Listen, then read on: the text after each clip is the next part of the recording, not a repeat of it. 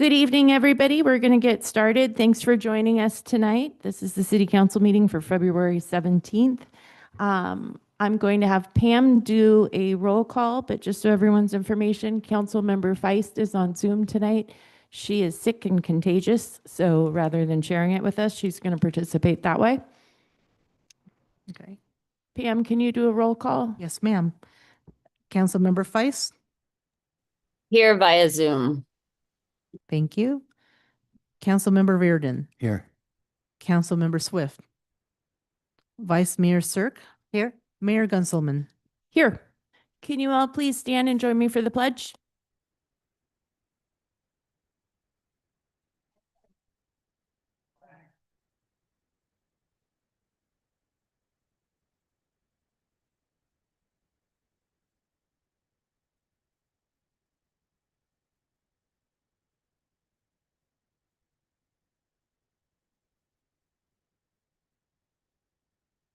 At this time, I'm going to open the public forum. The public is permitted to address the City Council on items not appearing on the agenda.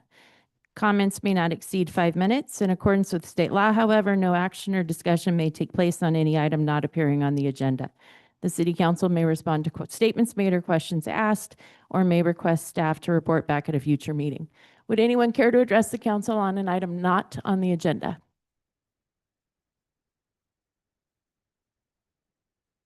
Hearing nobody, we're going to move on to the city manager's report.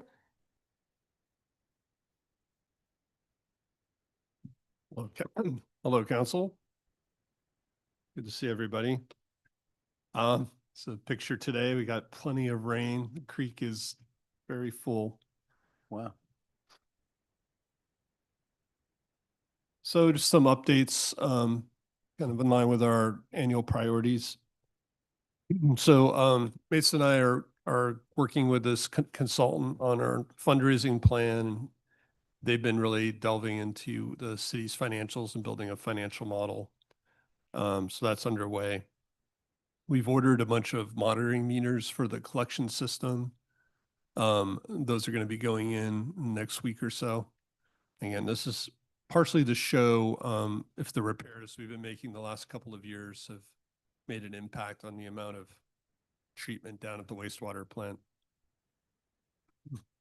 We also got some early design results from Schneider Electric that we've been working on our design build project. The early assessment is it will probably be best to locate the new plant up on the concrete pad where the wastewater office is, and it will just take us out of the floodplain. We're looking at a lot of potential FEMA issues and permitting issues if we stay right down by the creek. Tom, has that been verified by FEMA now? Did we get that information already that if we move there, we're cool? Not by FEMA, but by a flood modeling consultant that's on the team. They've looked at a lot of different configurations. Good. And be expensive to build the wall. And if you try to get FEMA to change the floodplain, that can take 3 years. Yeah. So, yeah. And by that point, the cost of the plant will keep going up. So that's pretty good news.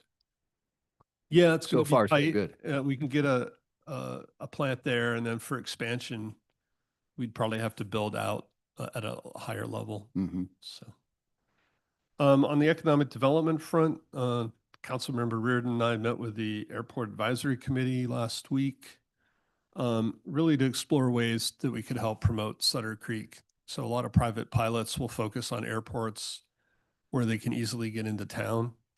And one of the major issues is they're less than a mile away and there's no way for them to get from the airport into Sutter Creek. A lot of airports have what they call a crew car, which is like a rental car for free or low cost. And the barrier here has been liability. So I'm going to follow up with the tourism board and poke around, see if there isn't a way we could get a car or two up there. And then that was the fellows up at the meeting said it was the best attended meeting they've had in about 6 years. People were just interested to talk to us about what we might be able to offer. So it was really a positive meeting with some potential. Yeah. Is the airport a county commission or is that a private commission? It's I mean, it's a county airport. Yeah. The county airport manager's at the meeting, but they have pilots that are a member of an advisory group. And then there is a county supervisor airport commission, but I don't think they've met in 7 or 8 years or something, they were saying. So, Yeah. and again, on the economic development front, it seems like it's just a underutilized resource. And then we have a discussion tonight on a possible dispensary. On the code enforcement front, our current code enforcement officer has said he wants to dial down his hours. He's getting ready to retire.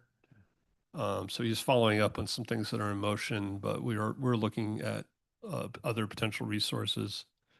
These pictures are of the new cell phone tower. There's been a lot of rejiggering of vehicles while that antenna goes in. That tree in the top picture is a fake tree. It's the antenna. So this is one of the more egregious sites we're going to be working on. If we do have to go outside and hire somebody else, we are going to account for that in the budget that we bring to you guys in July. Right.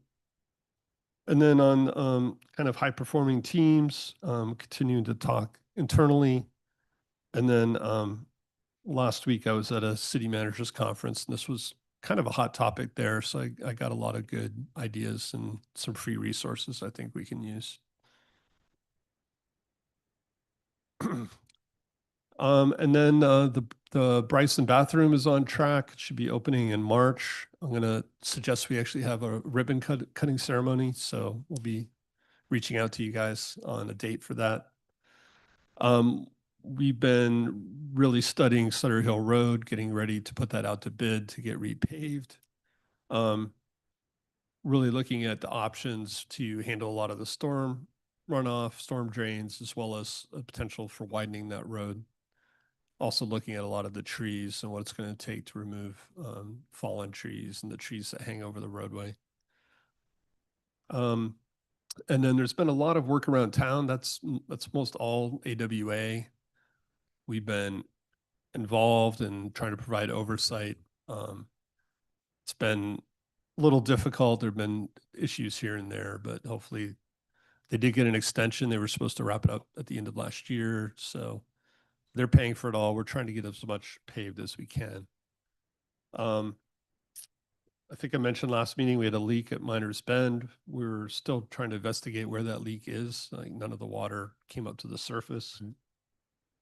Just a clarification, I think you indicated that AWA is paying for all of that paving, with the exception of Broadway, We're paying for half of that. where we're partnering with them using some of the Measure P money, because what they were going to do is initially do their fix and then pave like half the road or something. So Right. the committee got together for the Measure P and approved that we spend some of those dollars to make sure you do the whole road. Right. So that'll be done. Some of the alleys, they're going to pave the whole alley. Yeah, they just Other finished to Hayden. places. Yeah. Yeah. So So you said Broadway, but it goes down Borgway. And then they've also done work on Eureka. So I'm assuming that wherever they've dug it up and put in new pipes, we're going to get that all paid. yeah, Eureka is not going to be entirely repaved, just portions that they dig up. Okay. So And Because Tim, I'm not clear, frankly, today, just going up Broadway and then around the foundry and stuff, how much of that is actually going to be paved? I'm just not clear right now. Marina is where they're disturbing the roadway, and my understanding is on those it's been more over to the side. So on Broadway, it was more kind of towards the middle of the street. So Well, my thought would be is if there's paving equipment in there and we have other areas that should be paved, we might save some money, that cost of moving equipment in and out right. by getting it done at that time. Yeah, I mean, Keep it that was, in mind. I mean, they came to us as very rushed project. We Right. got them the drawings for Broadway. No, I And- know, I'm and now talking they're- about what we might be able to Yeah. do with some Measure P money Right. and get a little more bang for our buck. Yeah. So, I mean, they have the contract with the company, and they paving included company. some things. They didn't include some things. So it's been this ongoing discussion. Okay, It's like a It sounds like three-party discussion. you're on top of it, so. Yeah. What part of Eureka, Tom, are we talking about repaving? Because wasn't that just a Well, major repavement? They Not- they No, dug that up was right in Eureka front of Street. the boundary. They dug No, up the but street right in you- front. We paved Eureka Road. This is Eureka Street near the Got foundry. it. Yeah. Duh, gotcha. Yep. A couple other just smaller things. There was a tree that fell in the cemetery that we got cleaned up. Um, Jim and I were at the Amador City Council meeting last week, and we presented a proposal to offer police services. The Amador City Council formed an ad hoc group, and they want their ad hoc group to talk to our ad hoc group and see if we can come to some kind of agreement. And at the same time, Sheriff Redmond is going to be presenting at their next meeting as well. Okay. And then I mentioned the city managers conference. There was a huge amount of discussion about AI and how it's being used for government services and having policies around the use of AI. And there were also some really interesting sessions on rural cities, short-term rentals, which has been an active topic for us, as well as kind of team performance and actually tools for metrics and tracking different kinds of work. And then I have an exciting drive tomorrow. I'm going to go to Modesto for this Rural California Infrastructure Conference. It's a free kind of one-day conference, but it's really talking about financing key infrastructure in rural communities. And then, it's kind of a slow time of the year for community events. In April, we had the Spring Fling, and then the big one, the Duck Race, April 25th. I know Claren and people are working hard on that. And we've got a lot of policy discussions kind of coming to you guys. So we have to extend the short-term rental moratorium, and then we're going to continue that discussion. We're also bringing you an item about police cameras and the use of surveillance cameras. We're going to follow up tonight. We have the mid-year budget, just looking at the revenue side. And in March, we'll bring you the rest of it, which is the expenses. We also have a draft tree ordinance, which you guys have, it's been a topic for a while. We're waiting on the county to provide the form of the agreement they want to use for the dissolution of ACRA.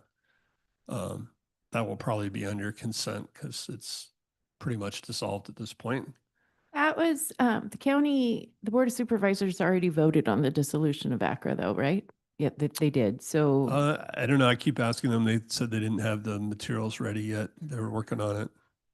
okay, there is so- a vote, before Amador City voted, right around when our council voted the first time about, what guys, 2 years ago?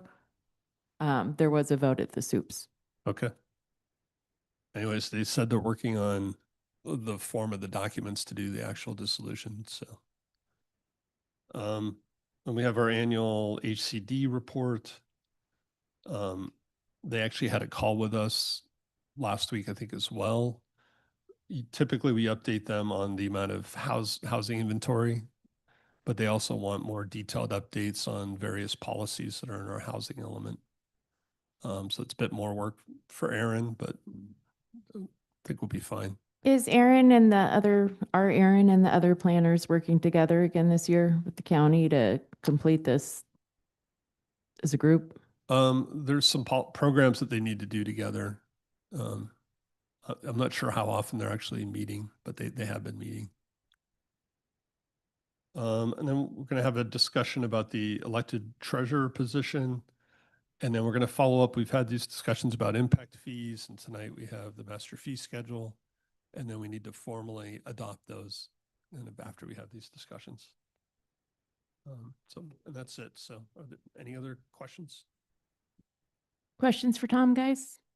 No, I'm okay. No. Public, any questions on the city manager's report? Okay, so we will move on to the approval of the minutes from February 2nd. I have one comment, under in the minutes, under, comments or reports. Jim and I both gave a report, but I would like to have it elaborated a little bit more in the description in the minutes. Jim talked about the fire. I gave an update on ACRA official dissolving the status. So I think, giving a little bit more elaboration on what the reports were would be helpful. Will do, Thank you. ma'am. All right. Thank you, Pam. Yeah, and just so council knows, Pam and I have talked, these are pretty much action minutes, and I've asked her to do a little bit more sense minutes with a little more of what the discussions were kind of Yeah. going forward. That's all good. Other than that, I move that we approve the minutes from February 2nd. There's a motion. Is there a second? Second. Okay, Pam, will you do a roll call, please? Councilmember Feist, I mean, here, sorry. Councilmember Reardon, I think I is it. Aye. Councilmember Swift, Aye. Vice Mayor Cirque, Aye. Mayor Grenzelman. Abstain. I wasn't here. Okay.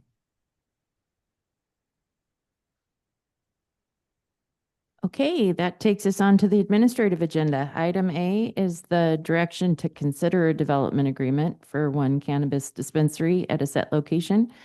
We're going to start this with Tom, you can present staff report, and then I believe we have the applicant. Then council will ask some questions. We'll open it up to the public, and then we'll have a discussion.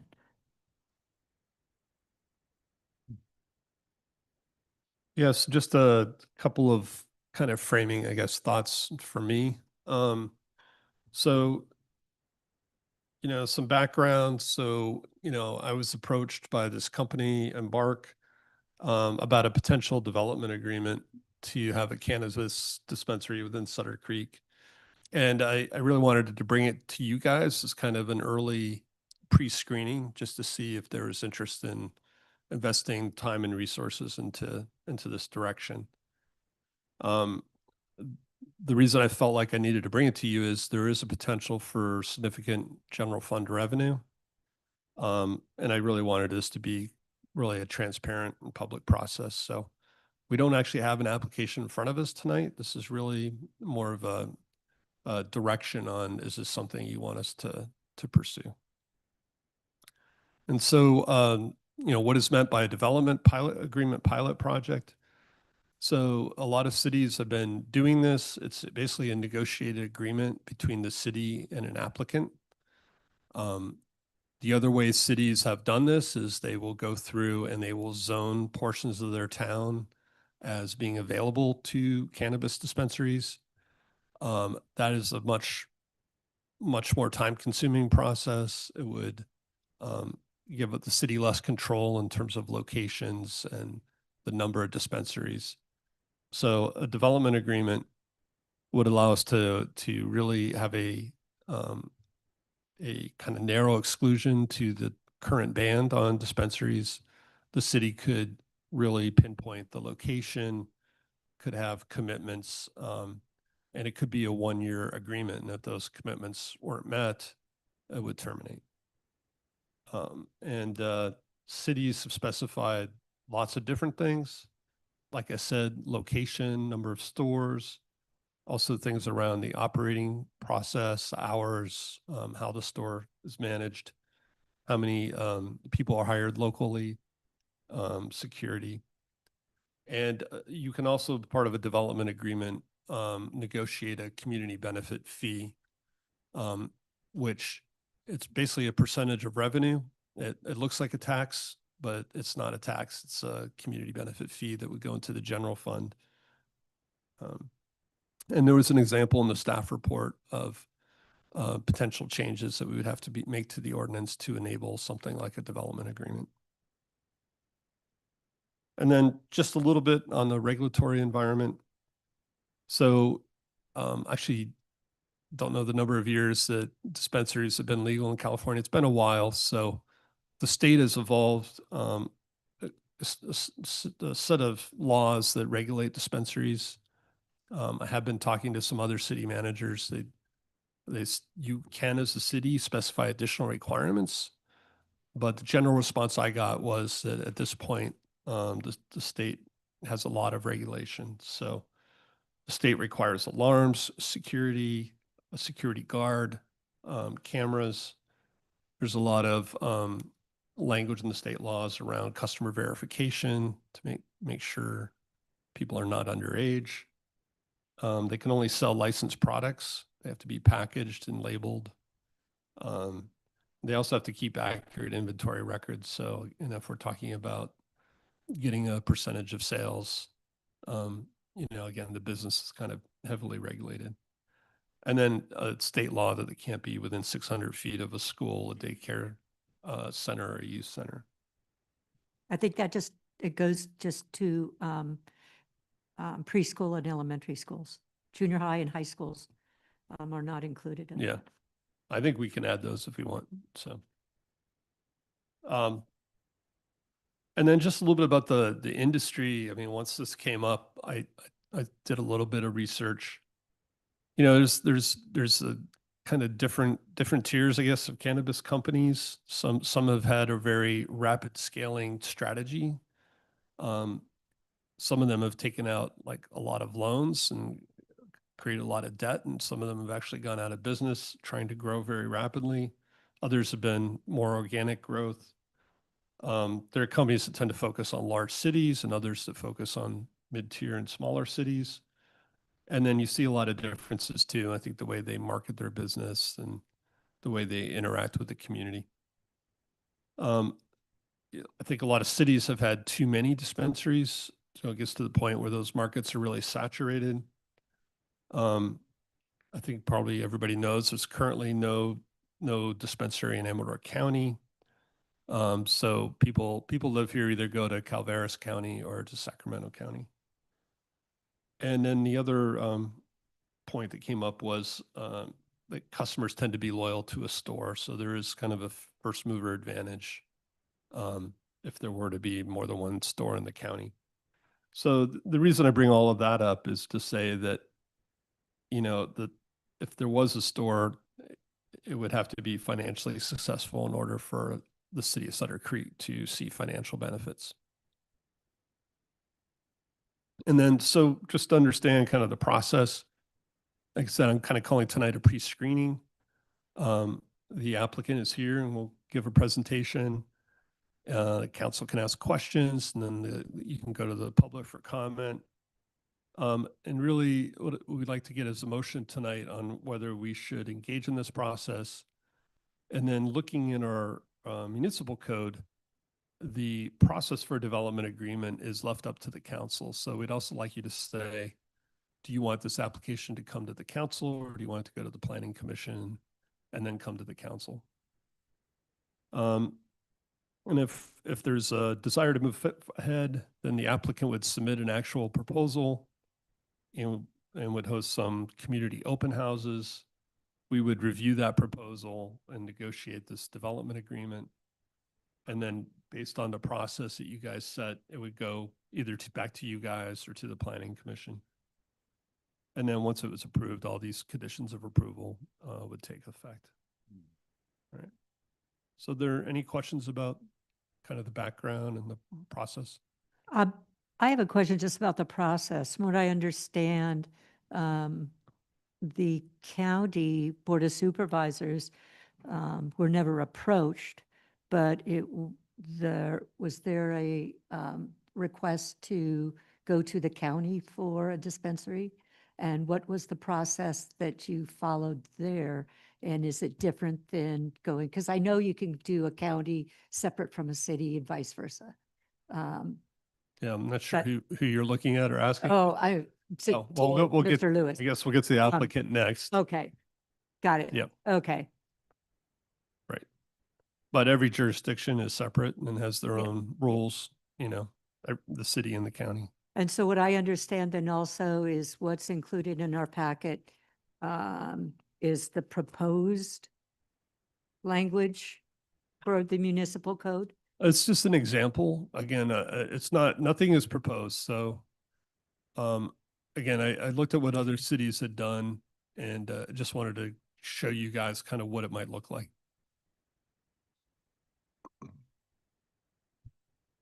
So if there's no questions, maybe can I have the applicant come up? You can do it. Do you want me to do it?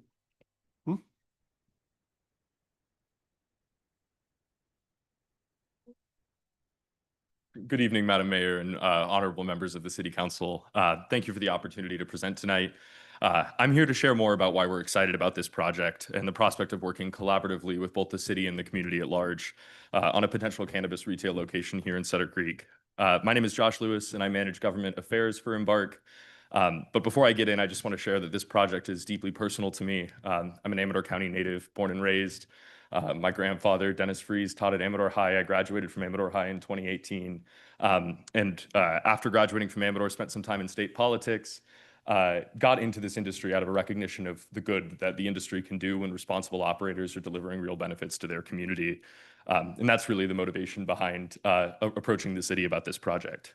I want to start by sharing, if we could go to the next slide, sharing a little bit more about Embark and what makes our approach unique compared to other cannabis operators. We were founded in 2019 by husband and wife team Dustin Moore and Lauren Carpenter at their kitchen table.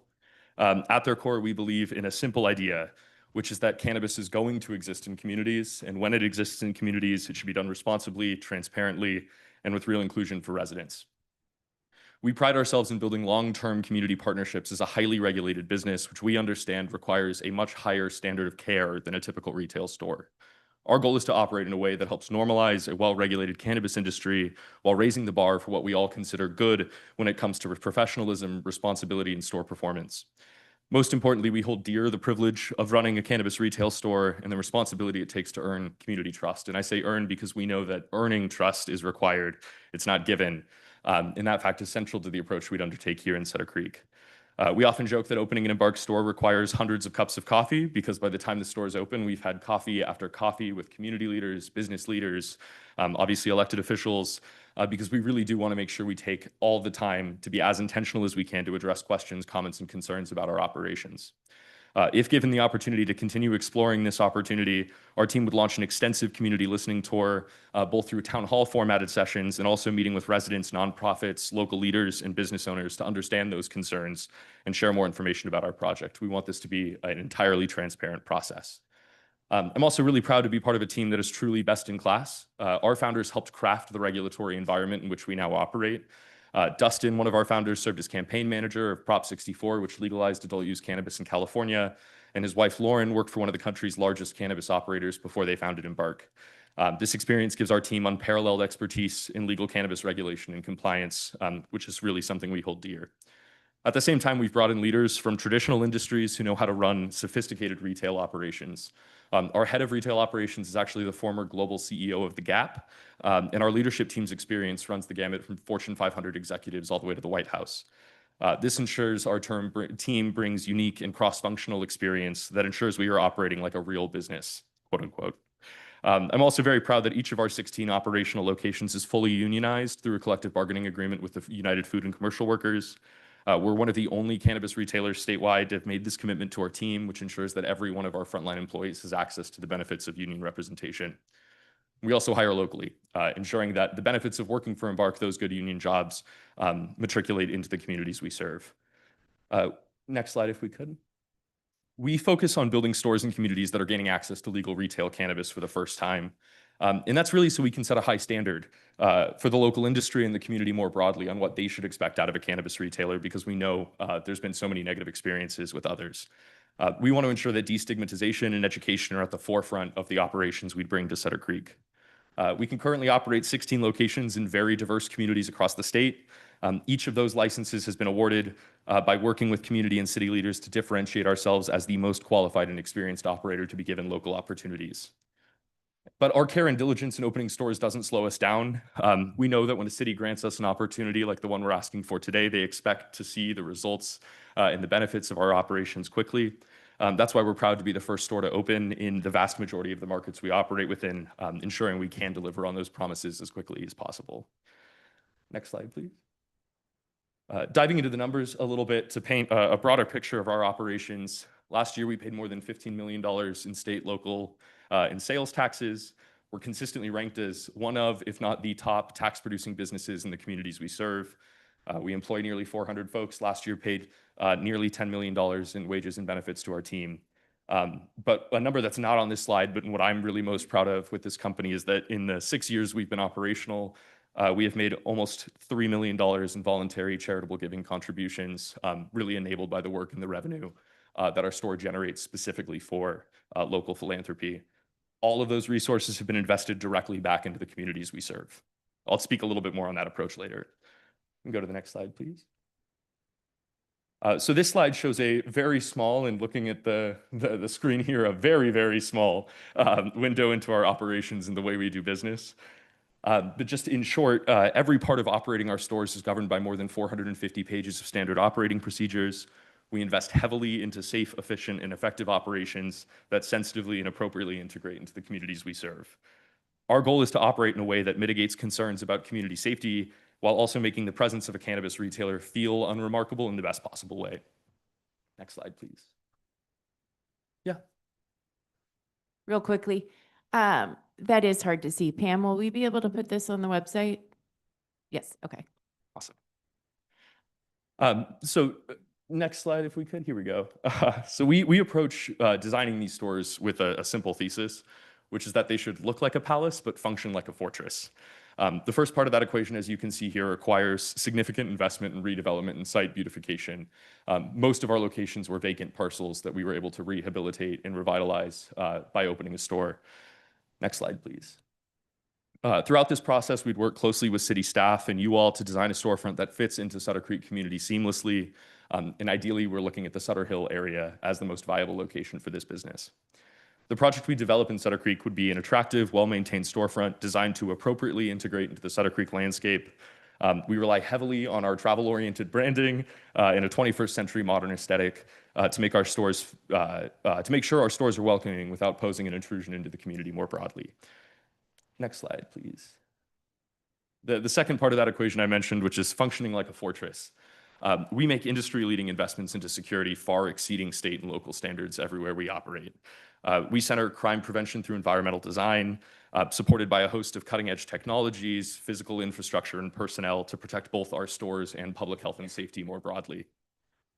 This slide is intended to give you a glimpse of our security infrastructure in action, but it is a small and non-exhaustive window into all the different components of the security plan that we would develop in Sutter Creek, which would need to be authorized by the city during this process. For the sake of time, I won't dive into each of these points, but I want to quickly point out a few to illustrate our seriousness about security. Every inch of our location, inside and outside, would be covered by high-definition cameras with 24-hour live monitoring by off-site security staff. All exterior cameras would be supported by state-of-the-art analytical technologies.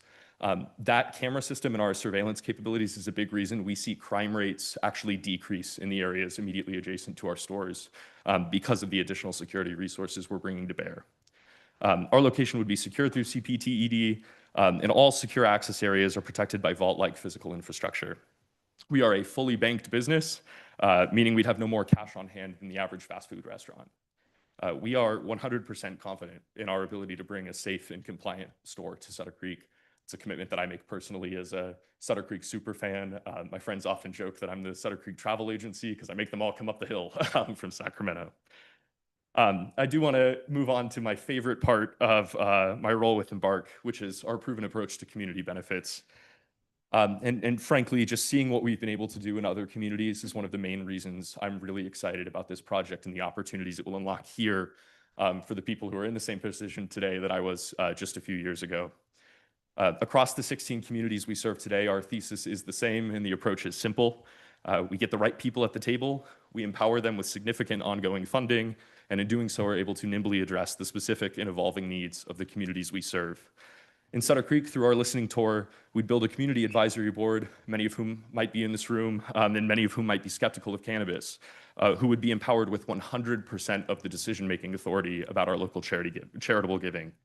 We would direct 1% of all revenue generated by the store, not profits, but revenue, into a community investment fund in perpetuity that would be given directly back to the Sutter Creek community and local groups, nonprofits, and causes at the direction of our community advisory board made up of locals and residents. This is tens of thousands of dollars in direct local philanthropic giving, in addition to the community benefits contributions we paid to the city via the fee structure Tom outlined. We back that up by giving each of our employees 40 hours of paid time each year to go out into the community and volunteer. We ensure that we're sensitively integrating into supporting the community that we would call home. And again, I'm very excited about the potential to have Embark call Sutter Creek home. Next slide, please. Our community model has allowed us to build some real exciting partnerships with community organizations everywhere we operate. Charitable donations have supported everything from purchasing accredited youth drug prevention curriculum for the Boys and Girls Club, to paying for accessible playgrounds, to supporting the implementation of financial literacy resources. Through our community advisory boards, we are able to be a discreet and committed community partner, providing resources to target real change in the community where it matters most, all as directed by this community for this community forever, as long as the store is operational. And then just next slide, please. In closing, I just want to reiterate, I could not be more excited about the possibility of Embark Sutter Creek coming to fruition. I deeply appreciate that many members of the community may be trepidatious about this new frontier, but I know myself and others at Embark will take the responsibility of operating here with the utmost care. And we're genuine about the opportunities it will unlock for our future employees, the city, our nonprofit partners, and the community more broadly when we're given a shot. Most importantly, the process we've outlined here reflects a simple fact that we hold dear, which is that operating one of these stores is absolutely a privilege. It is not a right, and it allows the city to demand and maintain the highest standards for local operations. So next slide, and my last one, I promise. I'd be happy to answer any questions now. My contact information is on the screen, and I really do want to encourage any members of the community or any members of the council to reach out at any time with questions. We take doing the work and having the hard conversations seriously. It's my full-time job, and would love to chat with all the folks. If you're open to continuing to explore this concept, our team would work closely with city staff and ultimately you all and the community more broadly to develop a project that reflects this community's needs, priorities, and perspectives uniquely. So thank you so much for the time, and I'd be happy to answer any questions. Thank you, Josh. We're going to start with questions from the council. I just want to be clear again that whatever decision we make tonight is just to proceed with the process. It's not a vote to approve a cannabis retail storefront at all. It's a vote to gather more information if we choose to. For this part, the questions for us, I have questions. I have questions, particularly about public health impacts. Cannabis is already available to everybody that lives here. They just have to go 20, 30 miles or have it shipped. But I want to know how public health is impacted, especially for the youth, if it's available in the community, how it affects drunk driving as opposed to on-premise alcohol sales, several questions. But these are empirical questions, and they deserve and they require data-backed responses, and that's not what tonight is. These questions, I don't think, demand conjecture or assumptions. Those are questions, if we continue down this process, that we'll all have the opportunity to ask. And then if we do continue down this process, one question I had from your presentation so far, we'll have a few town halls. I think I read in the packet. The application would come before that, or would we have the town halls first, and that could inform your application as to what the particular needs and concerns of the community are? I'd say both is the answer. And that's because we don't want to take, and I know in the staff report included a mention of 2 to 3 town halls. We don't want to treat this as a checkbox. We don't want to put a limit on the amount of town halls we want to do in the community. So we would absolutely want to host several of those conversations, both the town hall format and our individual outreach to different community leaders to inform the application. And then, of course, we also want to collect feedback on the project once it's a little bit further along in development. We've identified a retail site, et cetera. Claire, if I could just tag on to what you're saying for Yeah, a I'm minute. going to go ahead and hand it to the council to ask their questions, but I would encourage us at this point to not ask questions that demand data-driven answers, because Yep. that's not what we're prepared to do here tonight. That would be No. down the road if we choose. Fair to do enough. that. And I concur. I think what I was sitting here thinking about listening to you, Josh, it all sounds great. And, you're a salesman, you're a great salesman. You do a good job. But I'm sitting here and I'm thinking to myself, how through this process do we validate any and all of the claims that you're making? How will that information be shared with us so we can really get to know you guys and under the covers and all that kind of stuff? How does that happen in this process? Yeah, absolutely. And I think it's something that we don't shy away from. Unlike other cannabis operators, not to disparage our competitors, but we welcome any and all accountability. So I would point to a few specific pieces throughout this process that would offer kind of tangible windows. But beyond that, I would just say generally, at any time, we'd be open to validating any of the information we share at any time, either connections to other cities where we operate stores, folks who have lived experience with our stores, and also the wealth of data that we've collected over the course of our operations. Specifically, I would point to the development agreement itself. There are extensive documentation required in order to submit one of these applications, and even more extensive documentation required to secure a state level license through the Department of Cannabis Control, which we would also be required to do in order to move forward. That documentation would include legally binding agreements on every aspect of our operational plan, every aspect of our security plan. We would be held legally accountable for the community benefits, both the fee paid to the city and the 1% contribution we'd make voluntarily to the community. Those would all be encapsulated into a set of conditions of approval on the project itself, all of which any violation of could stand for revocation of our license. We plan, if given the opportunity to move forward, to invest heavily in Sutter Creek, both on the site itself, but also in the community more broadly, to make sure that the benefits of our operations are widely felt. It wouldn't make sense for us to move forward and then also at the same time, request the city to have that level of accountability and nullify all those investments due to an infraction. So, we are 100% confident we can back up everything we're saying. And I'd say informally at any point in this process, whatever levers we can to do so is something that we're willing to. There will be those documents that for lack of a better term, give the city a mechanism for transparency. I appreciate that. And I'm presuming, and I'll just do a quick follow-up, and then Julie, I'll pass it off to you. I'm assuming that might include then, if we're doing meetings with the community and that kind of thing, you might bring folks from other towns with whom you've worked, other city council members might come and talk to us, chiefs of police, people like that who might be able to speak to their experience and what happened and what didn't happen. Absolutely. Absolutely. And the other thing I'll say just while I have the opportunity is every time we start one of these conversations, the vast majority of folks are against the operation.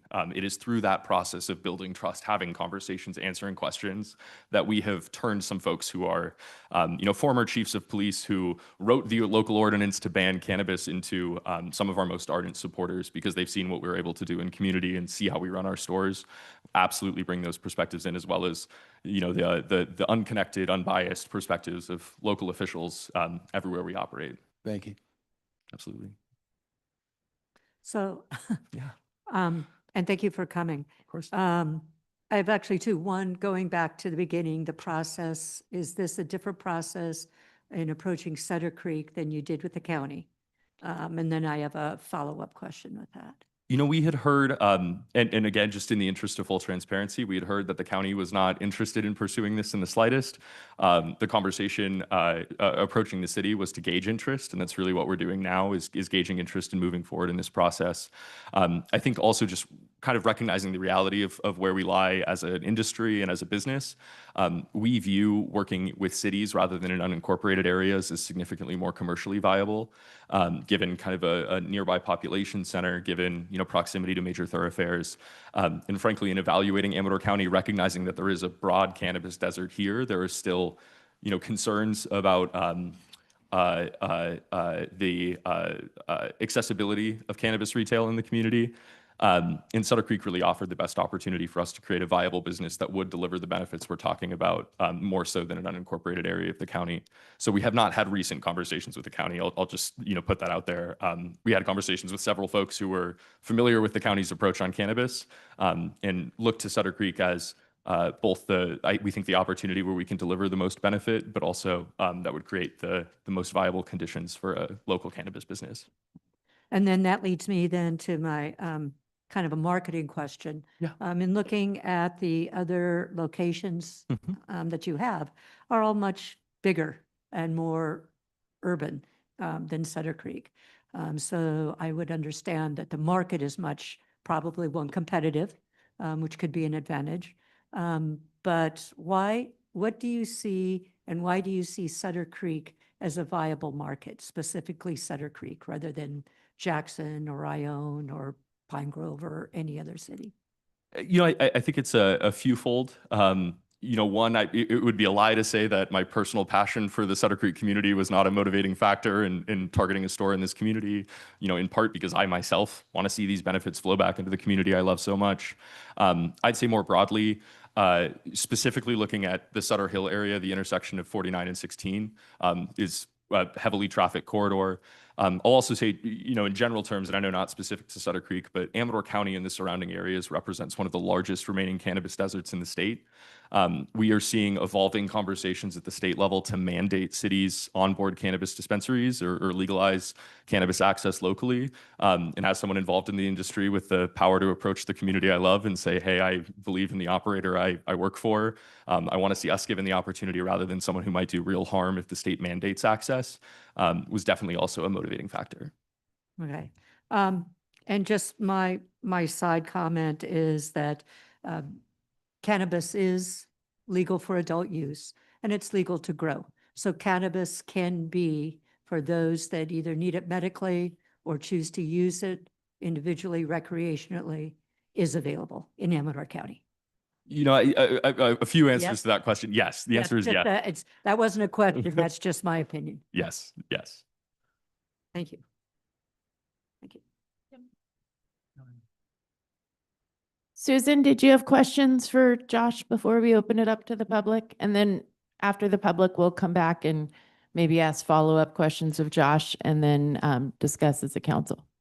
I can't see you, so if you're nodding or shaking your head, no. I don't really have questions. I did have a comment, but maybe we'll save that for once everyone's finished. Go ahead. Sounds good. And I can't see you, Susan. So, clear your throat or something if you need to talk. I'm here. Yeah. Okay. And I can always raise my hand. Pam would see that? Yeah. Oh, okay. And Pam can throw something at me. That works. Okay. Yes, we can see Thank you. Claire, Appreciate you. Before we open it up to the public, could I ask one more quick follow-up? And it tags on to something Julia was talking about in terms of the estimates for sales and that kind of thing. How did you come to that number? Yeah, so we evaluate total population in an area. We evaluate geographic access. We look at sales tax data from traditional retailers to determine just purchasing patterns generally. We look at cannabis use data where available. Amador County's use data was sparse, not a ton of data collected around Amador County use patterns. We look at shopping patterns from neighboring dispensaries. All of that data is publicly available, so we can determine what residents are shopping at neighboring dispensaries. We see a lot of those folks, in the San Andreas dispensaries, the Sacramento dispensaries, clearly where Amador County residents are shopping. That helps us determine an estimate of a viable population that would be actively shopping rather than just participating in commercial activity in the area. We synthesize all that data to come to an expectation, a projection for the store's performance. What I will say is that absolutely stand by our projections. We think this store could do 10 million a year in annual revenue. We do think that we just always note that obviously it's impossible to 100% determine a market's performance. And more so what we've seen in our operations is that the maximum performance of a store usually takes 2 to 3 years to reach full maturity. So we see a continual growth. So in your estimates, historically, at this point in the process, are you saying that these estimates that you share with people early on do come to fruition all the time? All the time, I wouldn't feel comfortable speaking in that absolute. How often? I'm not on our financial team. I can't give you a 100% accurate answer. There are obviously a ton of forces that impact the cannabis market outside of, what is in our control. Right. I'll say that we have accurately mapped to our predictions, ballpark 80% of the time. Okay. And then final question on that. Does the current projection include just current understanding of potential users, purchasers, whatever, or does it layer in the potential of the folks traveling through town and that kind of thing? No, we actually did not evaluate travel patterns. So we haven't looked at Caltrans data. That's something we normally do to see how many non-residents are traveling through an area. So if anything, we envision our projections being a little bit underperforming what the market actually will do once we're all, set up and mature as an operation. We know obviously 49 gets significant traffic, up to 88, up to Tahoe, up to the casino. We envision a lot of those shoppers shopping in, but when we put together our financial models, we were specifically looking at the greater Amador County area, specifically the region surrounding Sutter Creek. Thanks, Josh. Absolutely. Josh, I appreciate you not answering Dan's question about how often, your projections are on the mark. Because, I think we're not quite at that point of the game, but that is the type of question that if we go forward with this and continue this process, you would be able to answer with data and documentation. Is that right? Absolutely. And if you gave me 5 minutes to call my accountant, I could probably answer it right now. I'll say I'm here as the local boy who's the most excited about this project on the team. And not equipped to speak to the details, but without a doubt we could But provide that these are the information. things that we can demand answers of Absolutely. later as we go down the road. Absolutely. Anything else, council? Nope. Okay. Why don't you take a seat for a little bit, Thank you. Josh? We'll run through the public comment. Public comment is meant to be 5 minutes. I know ahead of the game, I think one person wanted to go a little longer. So I think we're all friends here. We could probably casually pass one person's time to another and make it work out that way. As long as that's okay with the rest of the council. Yeah, I mean, let's hear from folks. Good evening. Is that working? My name is Christy Melton. I am a Sutter Creek resident, a mother of 3, and a teacher at Ione Junior High School. I am here to urge you to vote no on further exploration into this proposal to allow a cannabis dispensary.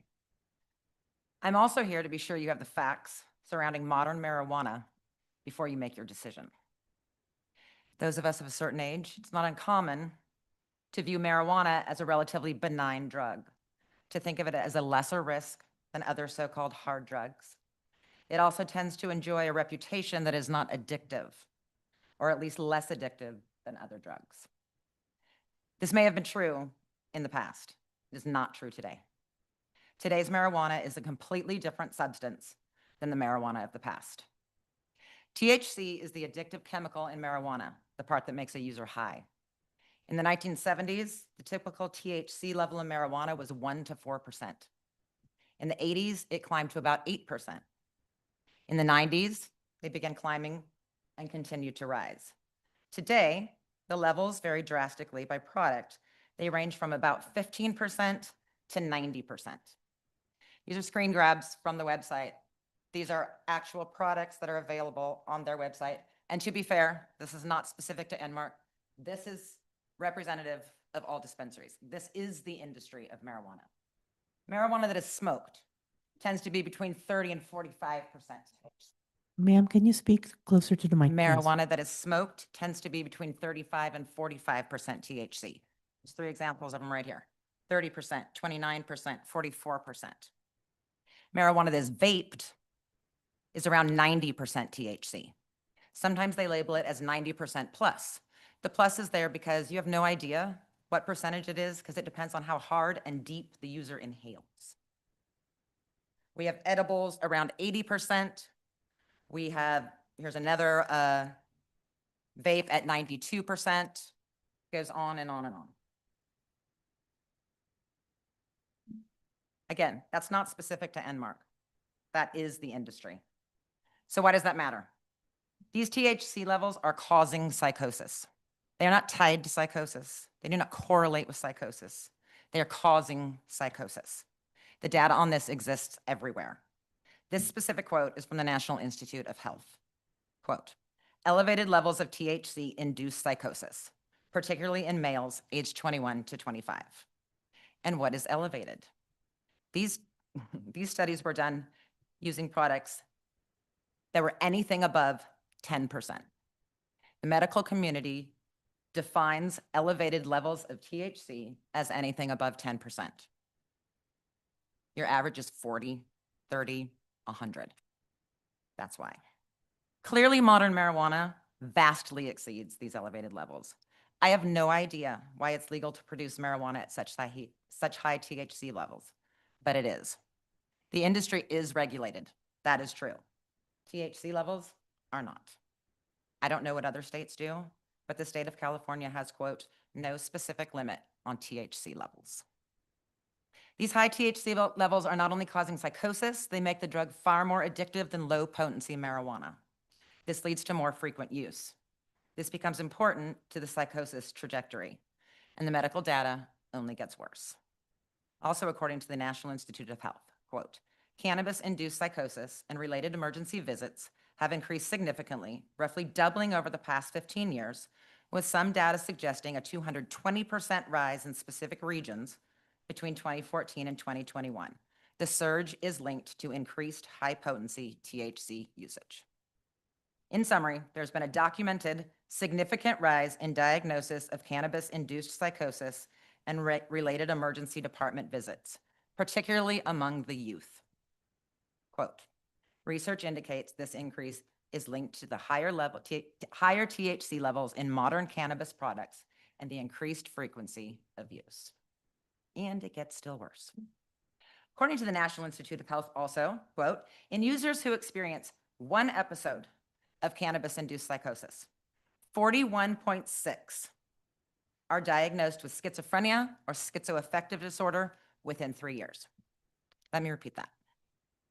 Users who experience one episode of cannabis-induced psychosis, which is on the rise, 41.6% are diagnosed with lifelong schizophrenia or schizophrenic disorders within 3 years.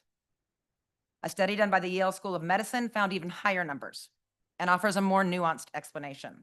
Quote, doctors generally agree that high-potency cannabis use, especially during adolescence, is a significant risk factor that can trigger schizophrenia or psychosis in vulnerable individuals, with about 50% of cannabis-induced psychosis cases developing into schizophrenia. And to round out the bad news, after decades of static rates, schizophrenia diagnoses have increased 70% since 1991. Those are the health risks, and that's just psychosis. For more red news, you should look into the effects on the heart. If you have never seen psychosis, I hope that you never do. It is a portrait of human wreckage, years lost, futures delayed, possibly stolen, the building years that are the 20s lost, a present that consists of an agonizing, ongoing, brutal battle that may or may not be won. So, regarding this proposal, I have read this proposal, one that was sent out in the packet. I have color-coded every single benefit to both parties. The benefits to Enmark in blue, the benefits to the city in green. Don't worry, it's easily categorized. What Enmark gets is money. What the city gets is money. Per this proposal, Enmark claims they can generate $10 million per year after the first 2 years. My research shows that mid-tier markets, what Enmark has labeled us, make $1 to $4 million per year. It also shows that as psychosis diagnoses rise, profits are falling. If money is what this is all about, these numbers need to be checked. Whatever our cut, what exactly are we hoping for if we move forward? We are hoping that our community members buy these products. The more they buy, the more we make. 30 And who- seconds, Ms. Milton. Who exactly are the customers we hope will spend their money on the drugs so that we, Yeah. Okay. So she's- okay? The more they buy, the more we make. Who exactly are the customers we hope will spend their money on drugs so that we can get a cut? Market data shows that 18 to 34-year-olds are the highest users of marijuana. The same group seeing the highest rates of psychosis, and inclusive of those 18 to 25-year-old males most at risk for cannabis-induced psychosis. Males use more than females, but that gap is closing. Use is the highest in those with incomes hovering around $24,000 a year, the average income of a 21-year-old working a part-time job. About 30% of users earn 6 figures or come from families who earn six figures. The CDC lists underage user statistics. Age 12 to 20, 16.7% use marijuana. Breaking that down, underage high schoolers specifically, age 14 to 18, 17% use. The largest percentage of users overall are 18 to 21-year-olds.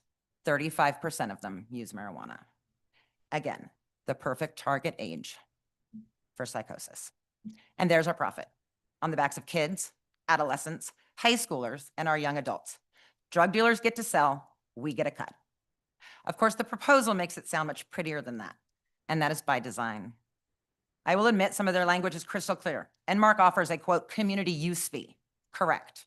We would collect a fee in exchange for allowing Enmark to use our community to sell drugs. Other language is a bit more euphemistic, pretty words with more cheerful connotations than plain language would provide. Enmark wins licenses they get into communities because they offer a community benefit package, a cut of their drug profits, that appeals to city councils. Bribes with a cash carrot that financially starved cities are hard-pressed to decline. And also appeals to nervous residents, buys off community members who in their guts know better, even if they don't know exactly why. And then there are the flat-out logical fallacies. I will highlight one. Embark is better than other dispensaries because they, quote, integrate into the community. Enmark is better than other dispensaries because their model is to be a good community partner. Are they moving here and raising their kids? Are they integrating in our community? Partnering in what? This is an easily recognized logical fallacy. It is called loaded language. Its only purpose is to persuade. These words, integrate, community, good, partner, they're all feel-good words. They're loaded with positivity. They don't actually mean what they make us feel. Integrate. Is Embark really going to integrate? Are they going to move in our community and raise their children here? Of course not. Good community partner. Partner, how? Are they going to use their talents and abilities to make our city a better place? No. But these words were not chosen for what they mean. They were chosen very carefully and with purposeful precision to persuade a yes vote by providing cover for you. Would you ever be able to go home and look in the mirror or go home to your family and friends and say, hey, tonight we decided to give a license to a drug dealer for a cut of their profits. The more people who buy drugs, the more money we make. We get a cut from every single user who buys, high schoolers, 20-somethings, maybe even a few 12-year-olds. And you know, we didn't really discuss it, but mentally ill people looking to self-soothe will totally have walking access. Oh, and the addicts. Addicts will be a boon for us. They buy the most.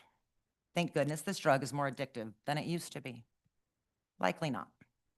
Is it more comfortable to go home and say, we have this great opportunity to integrate a new retailer into our community. They're going to be a great community partner, and they offer a very generous community benefits package. Sounds a lot better, says the exact same thing. These words are written solely to provide you with comfort and cover, and a way to convince yourself that this is something more or different than selling drugs for a profit. Please do not let yourselves be fooled.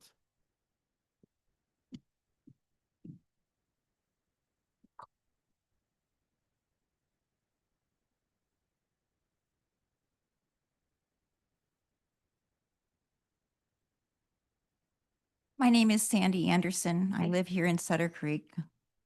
I have a pretty short compared to Christie's. I appreciate the information that was given here tonight by this gentleman, but it's so interesting, and you will probably find out from the people who are talking that they're not talking at all about the things that we're talking about. They're not addressing any of the things that Christy talked about. Cannabis, people say cannabis is going to be here. It's going to exist everywhere. It's always going to be here. So why not take a piece of it? Well, I have an article here from the Drug-Free America, and it says how local cannabis policies impact teen use, what every community needs to know. This research was done by to 377,000 juniors in high school. Remember, they're saying we're not going to sell to anybody under 21. We all know that that's not doable. We all know that. New research from the Journal of Adolescent Health reveals critical insight regarding cannabis legalization and how it affects youth behavior and why local policies matter more than ever. The study, led by researchers at the Public Health Institute, Kaiser Permanente, and the University of California, examined cannabis use among 377,000 juniors in high school. The findings highlight an alarming trend. Frequent cannabis use among teens increased significantly, particularly in communities that permitted retail storefronts and delivery. And by the way, they do deliver. Teen cannabis use increased significantly following legalizations, and as I said, but not in the areas where they don't have a retail store in their community. Frequent use, defined as 20 or more days a month, grew the most, reversing a previous downward trend and continued to increase through 2020. Communities that banned retail cannabis sales entirely consistently had lower rates of youth use, both before and after legalization. Local policies made an impact. Jurisdictions that allowed storefront or delivery sales saw a significantly higher rate of use among high school juniors. Why does this matter? The teenage brain is still developing until the mid-20s, making it especially sensitive to substances like THC. Early cannabis use has been linked to problems with memory, mental health disorders, and increased risk of addiction. Increased exposure. Legalization brings broader marketing, normalized use, and greater accessibility, especially when retail stores and delivery services are allowed in local neighborhoods. What they're asking communities to do is to adapt or maintain retail bans to limit access and reduce normalization of use. Restrict cannabis marketing, particularly near schools or on digital platforms. Support local prevention coalitions to help educate families and youth about the real mass of early cannabis use. Legalization did not mean safety. As this study demonstrates, when cannabis becomes more visible and accessible, youth use follows. Communities that stand firm with restrictive policies and invest in prevention can make a real difference in protecting their teens. I have a request, and that is that you stop the consideration of this. Everything that we've heard tonight from this gentleman has to do with other things. It doesn't have anything to do with the health of our teens. All right. This is from 30 seconds, Ms. Anderson. Pardon? 30 seconds. Well, this is not me. Okay. I'm done. Okay. Okay. No, I'm completely done with mine. This is a letter from Alan Bierce. Okay. Alan Bierce, Sutter Creek. I am having this read into the record as I cannot attend the meeting tonight. Short background. I was born in Sutter Creek and was raised in Amador County. I attended Cal, majored in criminology, and served as a police officer for the city of Berkeley for 31 years. I worked a broad range of assignments, heading up both the vice and homicide details. Neither one of those assignments would predispose me to support a cannabis dispensary in Sutter Creek. A cannabis dispensary in Sutter Creek will make money for the city. It will make a lot of money for Embark. While there will be financial benefits for the city, there will be significant costs, which should not be measured in dollars, but by the impact on the lives of our residents. And nearly all of those impacts will not be positive. When I worked in homicide, about 40% of the murders in the city were drug-related. Certainly, most of those crimes were related to illicit narcotics, but I am sure we would all agree that just one homicide related to any drug would be unacceptable. Additional impacts of having a dispensary in Sutter Creek is the likely increase in DUIs, the increased likelihood of property crimes, the element that such a business can bring to the city, and the potential for minors to have a greater access to drugs.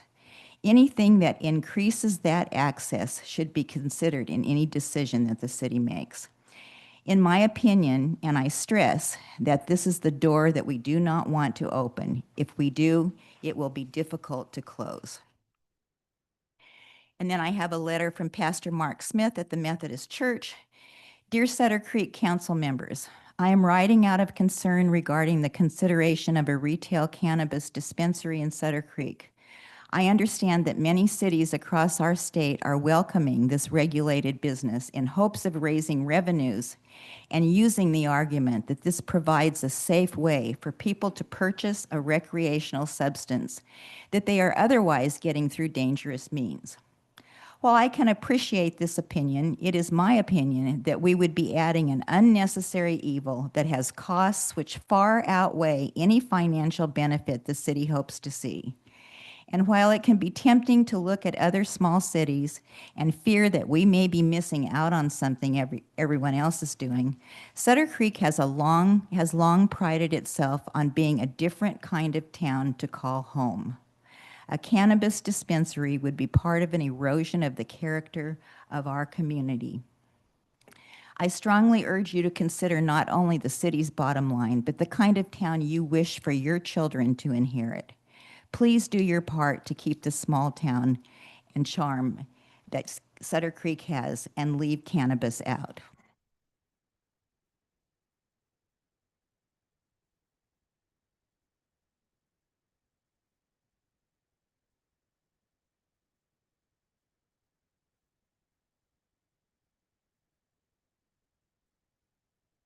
Council, I'm Brian Combs. I live in Sutter Creek up in California Drive.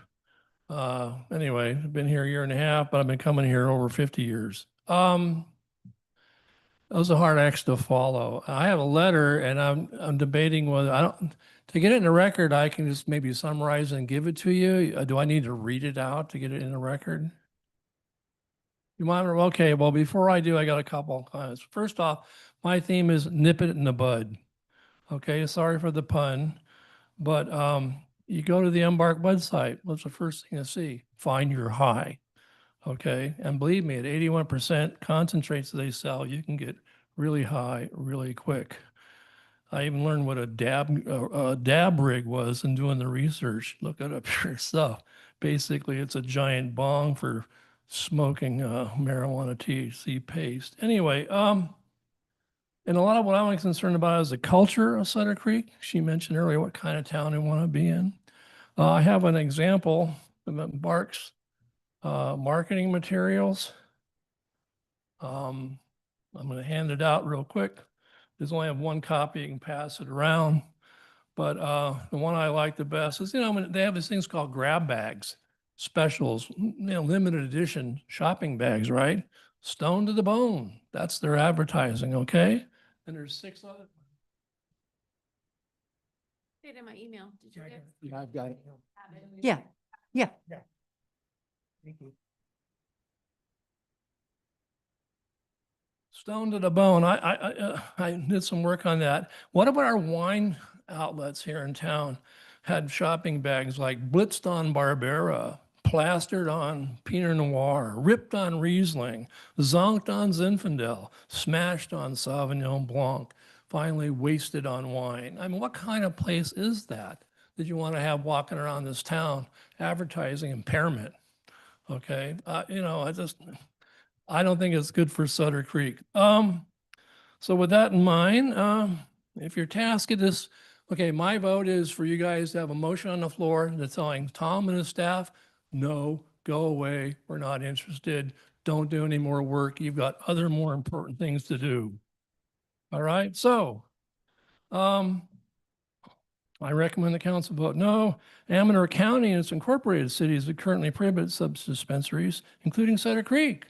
I mean, based on my reading, Sutter Creek is ordinance addressing cannabis. You can't have it here. The city manager report fails to point out that the current ordinance prohibiting cannabis has to be modified. I think he didn't sort of mention, but kind of talked around it. The county and the incorporated cities in the county uniformly no dispensaries. County, Ione, Plymouth, Jackson, the whole line. And the city manager report states staff has received inquiries about a dispensary. Well, he admitted tonight the only inquiry came from the applicant. Did you guys ask for it? I don't think so. Anyway, who is it? Well, we know now who it is. The report states a development agreement is a contract that allows the city to secure significant community benefits defined as revenue and public safety enhancements, such as more cameras for the police and license readers, et cetera. But the report fails to consider the negatives behind cannabis use in dispensaries, which you've heard a lot about in the previous two speakers. There's more evidence it's not good for you. And what's the view of the Amador County Highway Patrol? If you look at the data, ever since legalization, although busts for having marijuana have gone down, the rate of DUI on our county streets has gone up. Right? Why is that? Anyway, Embark store require a security guard and cameras. Do the wine stores have to have security guard and cameras? Why not? Ask yourself that. Okay. So, what's the nature of the business, and what might the impacts on our children given easier access to cannabis products? You heard about the teen use. Okay. And an independent high school is kind of 30 just down the seconds, road, Mr. isn't it? Isn't it just down from the corner? I'm not sure. Anyway, I'm halfway through. Okay. He states that cannabis dispensaries and similar residents create jobs for 25 to 35 employees and generate up to $10 million in revenue per year. Well, apparently that number came from Embark, my independent studies they've done. So I consider that to be propaganda. It can be easily argued that not one of the 13 markets which Embark operates are similar to Sutter Creek. They're located in large areas, which someone talked about earlier. These markets are all lack the small town historic nature that makes Sutter Creek unique and a charming tourist destination. What evidence has been provided to the city that Embark could generate these levels of revenue? Well, yeah, 2 to 3 years, maybe we get it, maybe we don't. And this county only has 40,000 people. Is that a big enough market for them? Maybe the drive-throughs get it, I don't know.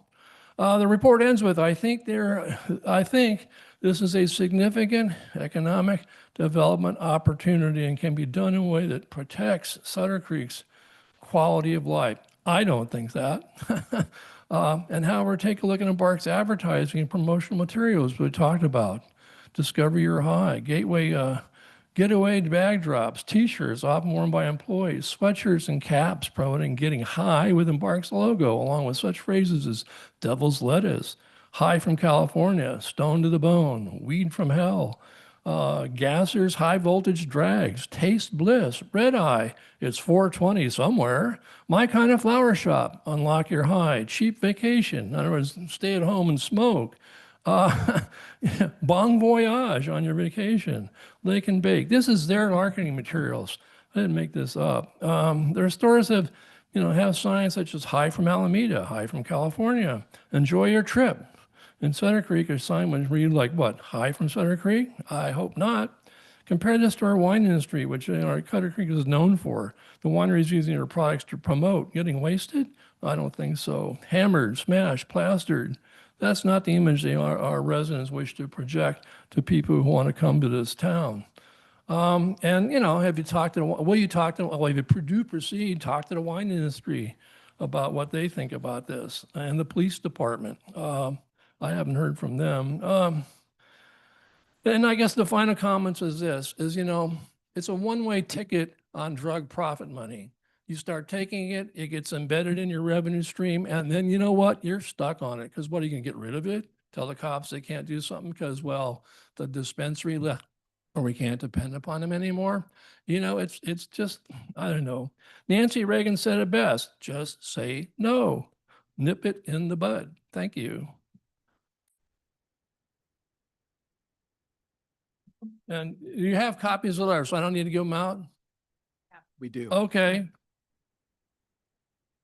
The what? Oh, does the recorder need a copy of it? Okay, I'll drop it off. All right. They also have it in their emails as well, but, thank you. Thank you, sir.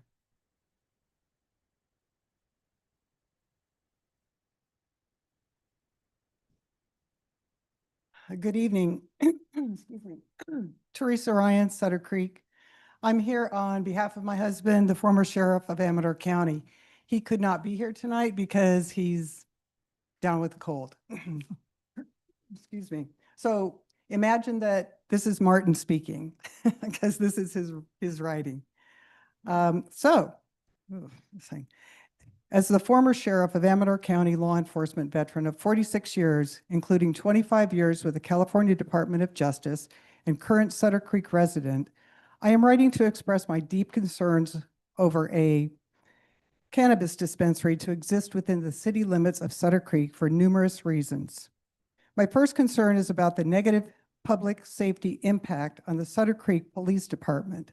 I have concerns that a cannabis dispensary will negatively impact our police department due to increased calls for service. We are blessed to have such dedicated officers providing safety to our community. However, dispensaries can be a target for burglary, robbery, and theft, as proven in other jurisdictions, resulting in impacts to other local law enforcement agencies, as well as who will respond as safety backup for our officers. I will note here that Amador County maintains strict prohibition on commercial marijuana activity in all unincorporated areas as governed by Amador County Code Chapter 19.84, which includes the prohibition on retail marijuana operations. To the best of my knowledge, no other incorporated city in Amador County allows marijuana dispensaries, which could lead to Sutter Creek being the county-wide destination for retail marijuana and the issues that may arise as a result.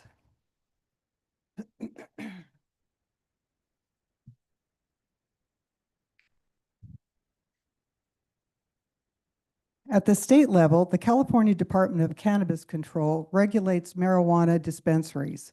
I am concerned about how frequently they could expend their resources to inspect the one dispensary in Amador County when there are so many such operations in major cities and counties throughout this state. While you must be 21 to purchase marijuana for recreational purposes, California does allow 18 to 20-year-olds to purchase and possess marijuana for medical purposes with a proper recommendation from a doctor, not a prescription, which is currently prohibited. Medical recommendations also allow the purchase of more marijuana than the 1 ounce recreational limit and provide access to higher dose products as well, as we've discussed. Additionally, I have learned through my training that people under the influence of marijuana are not the same people who drive under the influence of alcohol, thereby increasing the potential threat of impaired drivers to the public. By having the city of Sutter Creek and its leadership approve such a business, I believe that it sends the wrong message to our young people about the actual dangers of marijuana use. Well, how bad could it be if our city council approved it? It is a fact that marijuana potency today is much stronger than that of the 60s and 70s. For example, in the 70s, marijuana potency averaged between 1% and 4%, according to the data from the Potency Monitoring Project. The highest THC potencies today consistently exceed the 30% mark and the highest up to 35%. This new high potency marijuana has led users to experience psychotic episodes, permanent psychosis, addiction, and/or dependency. In 2025 and 2026, there have been ongoing discussions and advocacy at the state level to restrict THC levels in cannabis flower by capping it at 25% THC and capping marijuana concentrates at 60%. To my knowledge, this has not been decided upon to date by the state. 30 seconds, Ms. Ryan. Okay. I believe such a business is also contrary to our community character, which is a family-oriented, traditional, small-town community image that we are so proud of, and why many of us chose to live here, and many more visit us every year. Thank you for the opportunity to provide my input on this very important issue for our community. Martin Ryan. Thank you.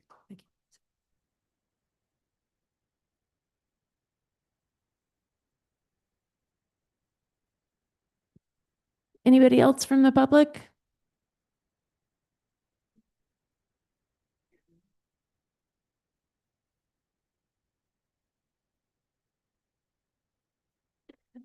Mike Kirkley, Sutter Creek. We have a state law that has legalized marijuana, and it was, I think majority of the voters in the state have agreed with that. I think it would be convenient for the citizens of Sutter Creek and Amador County to have a dispensary in our county. If you want to drive, I think it was brought up earlier, you want to drive to El Dorado County, Sacramento County, Calaveras County, you can certainly get whatever product you want. It's legal to grow marijuana. You can grow it. It's like growing tomatoes. It's really easy to produce and you get high quality product. I know everyone wants to talk about almost, we should watch the video Reefer Madness or something, because there's all these scare things going on that we're going to have this huge crime. We're going to have all of our young kids addicted to marijuana. It's been around a very long time. It's now being recognized by the federal government. So a lot of the dispensaries can now do banking and do their finances. I think the one thing that a lot of people don't understand is the medicinal properties of marijuana, THC, and CBD. I am not stoned all the time, but I do imbibe at night so I can sleep well. And right now I can go online, I can order anything I want, I can drive to other counties. I see it as a medicinal product. Whether people abuse it or not, I've seen people abuse it. I'm sure it occurs. I'm sure people abuse alcohol and nicotine. We have numerous outlets for wine in our city, and no one seems to object to that. And I'm sure people have real health issues resulting in a lot of high consumption of alcohol. So anyway, this is just one other business that can come into the city, provide a product that some people want. If you don't want it, you don't have to go in. I'm not too keen on the finance aspect of things. I don't know if it's going to be a boom to the city. I don't think it's going to be a huge crime aspect of it. I think right now we can't even afford our own police department in our general fund, but we continue to do that. So anyway, I think you should consider it. I think you need to get more input. You've done surveys for the community of all the wonderful things we want to do with our revenue from the special tax that you've passed. You may want to do a survey of more of the general population of Sutter Creek to see if they would be interested in this. Thank you. I don't think it's a No. Yeah, it's not a conversation. There's still time for public comment if you wanted to make a public comment, but it's not a back and forth.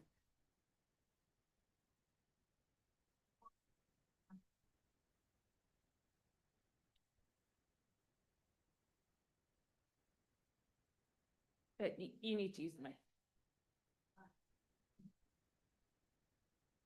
Barbara Combs. I live on California Drive. Just the thing I was thinking about it, I thought the man said that he can order online, and I saw on Bark's website, you can order online also, which means you don't even have to leave your home to get your drug. So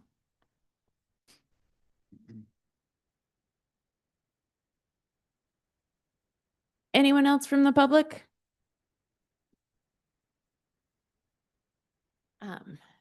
Do you guys have it in you to not have a recess yet? Can we deliberate? We can, from my Forward. perspective, we can deliberate. Susan, you okay? Oh, she's her hand up.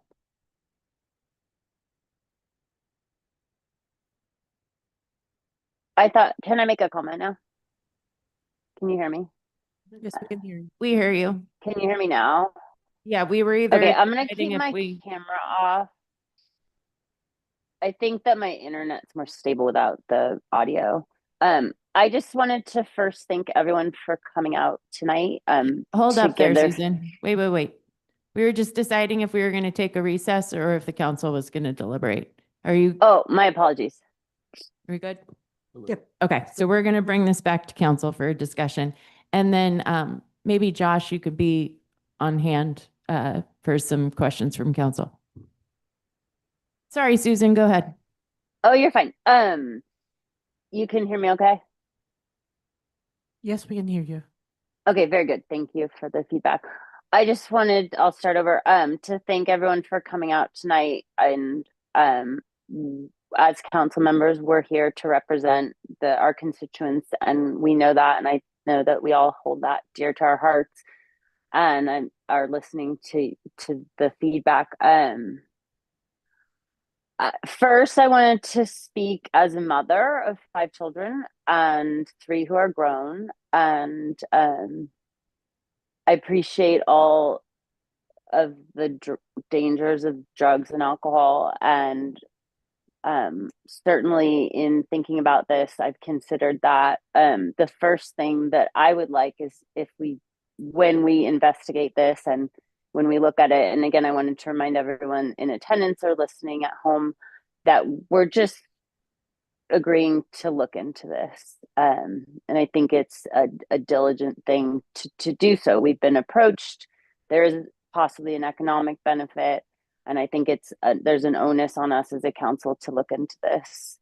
The next thing I wanted to say is I was in the Bay Area as marijuana transitioned from being illegal to being medically legal. I think by the time it was recreationally legal, I was in the gold country. But I did see the evolution of how it was sold, not on the black market. And I think that I saw that as a positive. As a mother as well, there's a huge concern with me with regard to fentanyl. And strangely enough, so many drugs, including marijuana, are being laced with fentanyl. Having a regulated a place to get this medicine, that would be reassuring to me. I'm not saying I'm encouraging anyone or my children to smoke pot, but I think that it is a good thing to have a place where it can be regulated. And I've done a lot of research over the last, long time now, with regard to the benefits of marijuana as a medicine. And it can stand in for so many things that are so much more detrimental. I mean, there's huge benefits to cancer patients. There's benefits with regard to insomnia. There's benefits with regard to pain management. And if someone dear to me had the choice between taking an opioid, which we all know are incredibly dangerous and addictive, and using marijuana to regulate pain or nausea or sleeplessness, I think that it would be a positive with regard to that. I'm also, as a mother, don't want anyone in our community using marijuana as a teenager. They're 100%, I'm in agreement with regard to the studies. It's not good for children. It's not meant for children. We wouldn't give our kids opioids. We would hopefully not have to give our kids Xanax. This is not something that we want our kids to have. I can also speak to being in the alcohol business.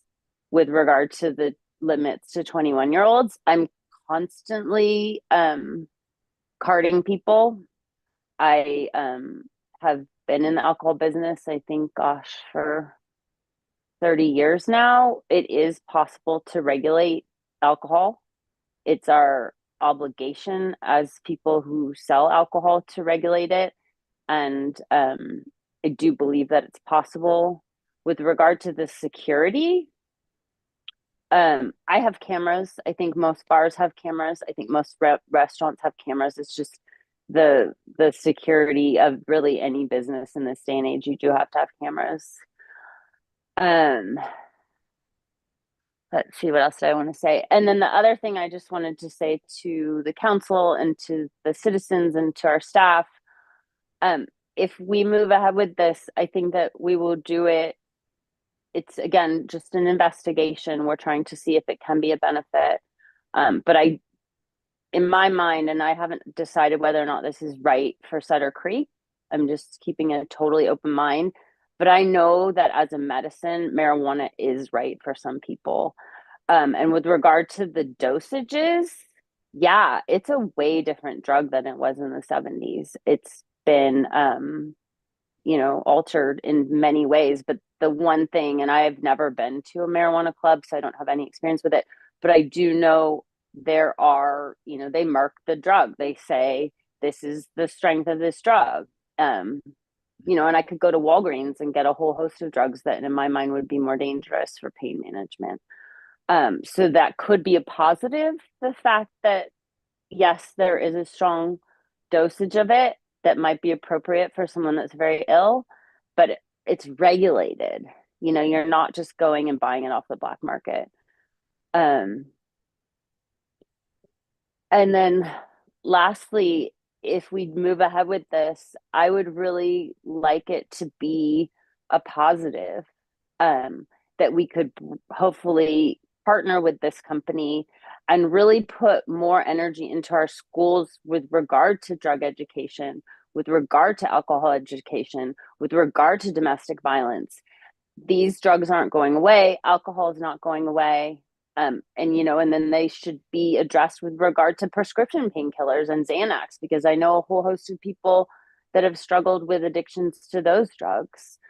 So if we do move ahead with it, if we find it appropriate, if it's fiscally beneficial, and we can do it in a way that's healthy and a positive for the community, I think that we could really lean into that and telling kids how to stay away from drugs, the importance of it, the addictive nature of, yes, and marijuana can be addictive.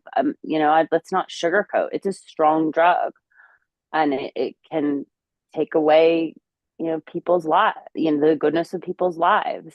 And I have nothing but support and love for anyone who's been negatively affected by this drug. But I sell wine for a living, and I know a lot of people have been negatively affected by wine in their lives, but that doesn't mean that a normal drinker shouldn't have access to it. So I just encourage everyone to keep an open mind, and hopefully we can figure out if this is right for our community. And in doing so, remember that we need to support the children in the community. And this would maybe be a way to find some money to do that. The teenagers and preteens are struggling in a way that we've never seen before with AI and social media.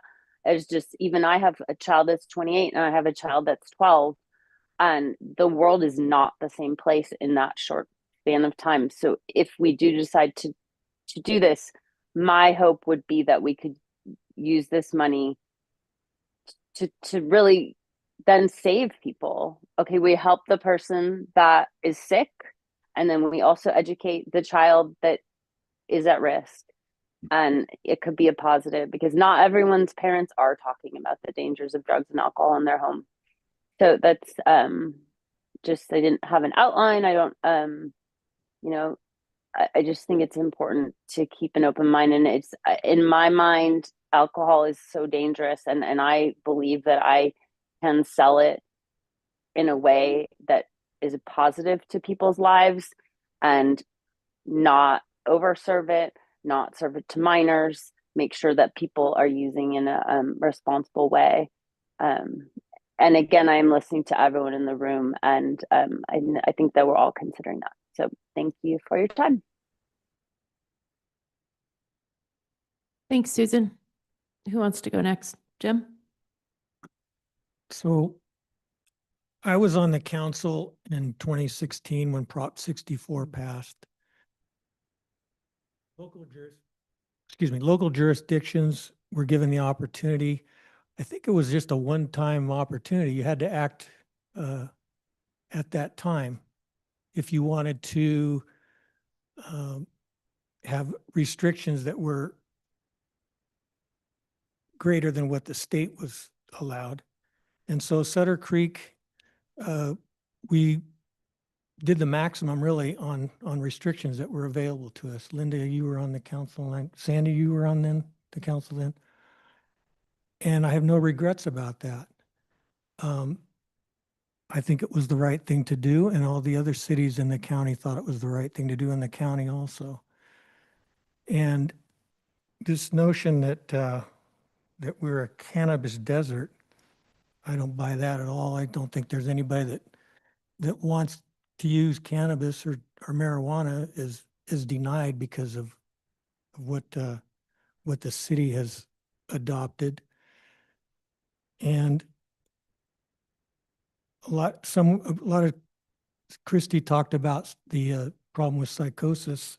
She didn't really hit much on the cognitive effects to the brain, heart disease, and also the notion that somehow, well, we have alcohol, so we should have marijuana too.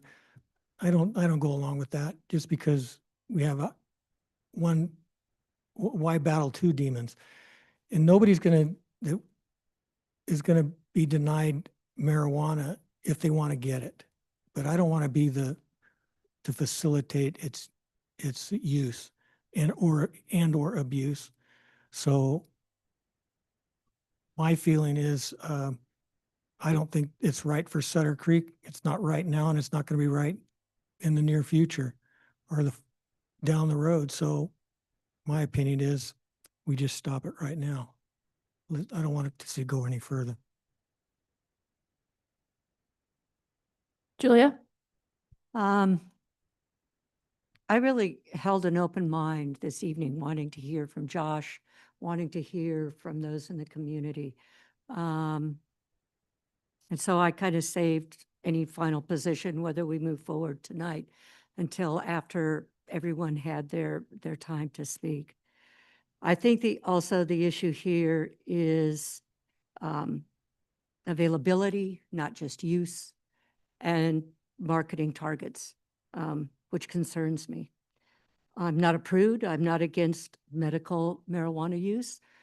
I have a dear friend who uses it because he has stage 4 colon cancer. I've also spoken with a dear friend who has a teenage daughter who's, as a parent, said, are you interested in experimenting with drugs? And she said, well, I've been thinking about it. And he said, well, then I'm going to do it with you. So they smoked a joint together in their own home. He bought it, completely legal. He said, it is the absolute worst psychotic feeling I have ever had. And this was someone who in the 70s and 80s used it at a lower THC. He said, I actually had a major panic attack after one use. So that supports, and doing my own research, the National Institute of Health, which I'll refer to here also in a minute, has great information. My personal platform is not to consider moving this forward. I feel I was elected to adhere to and support community health and welfare of my community, Sutter Creek. In my opinion, this would be detrimental to our overall public health and safety and general welfare. And I believe that is referred to as one of the factors to be measured in the example proposed municipal code. I am not a supporter of increased health and safety risks to our community, which also struggles with a fairly significant rate of domestic violence. In referring to the NIH study for the state of Colorado, as soon as Colorado legalized statewide all the dispensaries, the increase of traffic deaths doubled from 2013 to 2020. There was a significant, and I don't have the numbers, I didn't put those down, significant rise in domestic violence, and the number of DUIs in that 7-year period rose 138%. There's also a website called CaliforniaCannabis.org.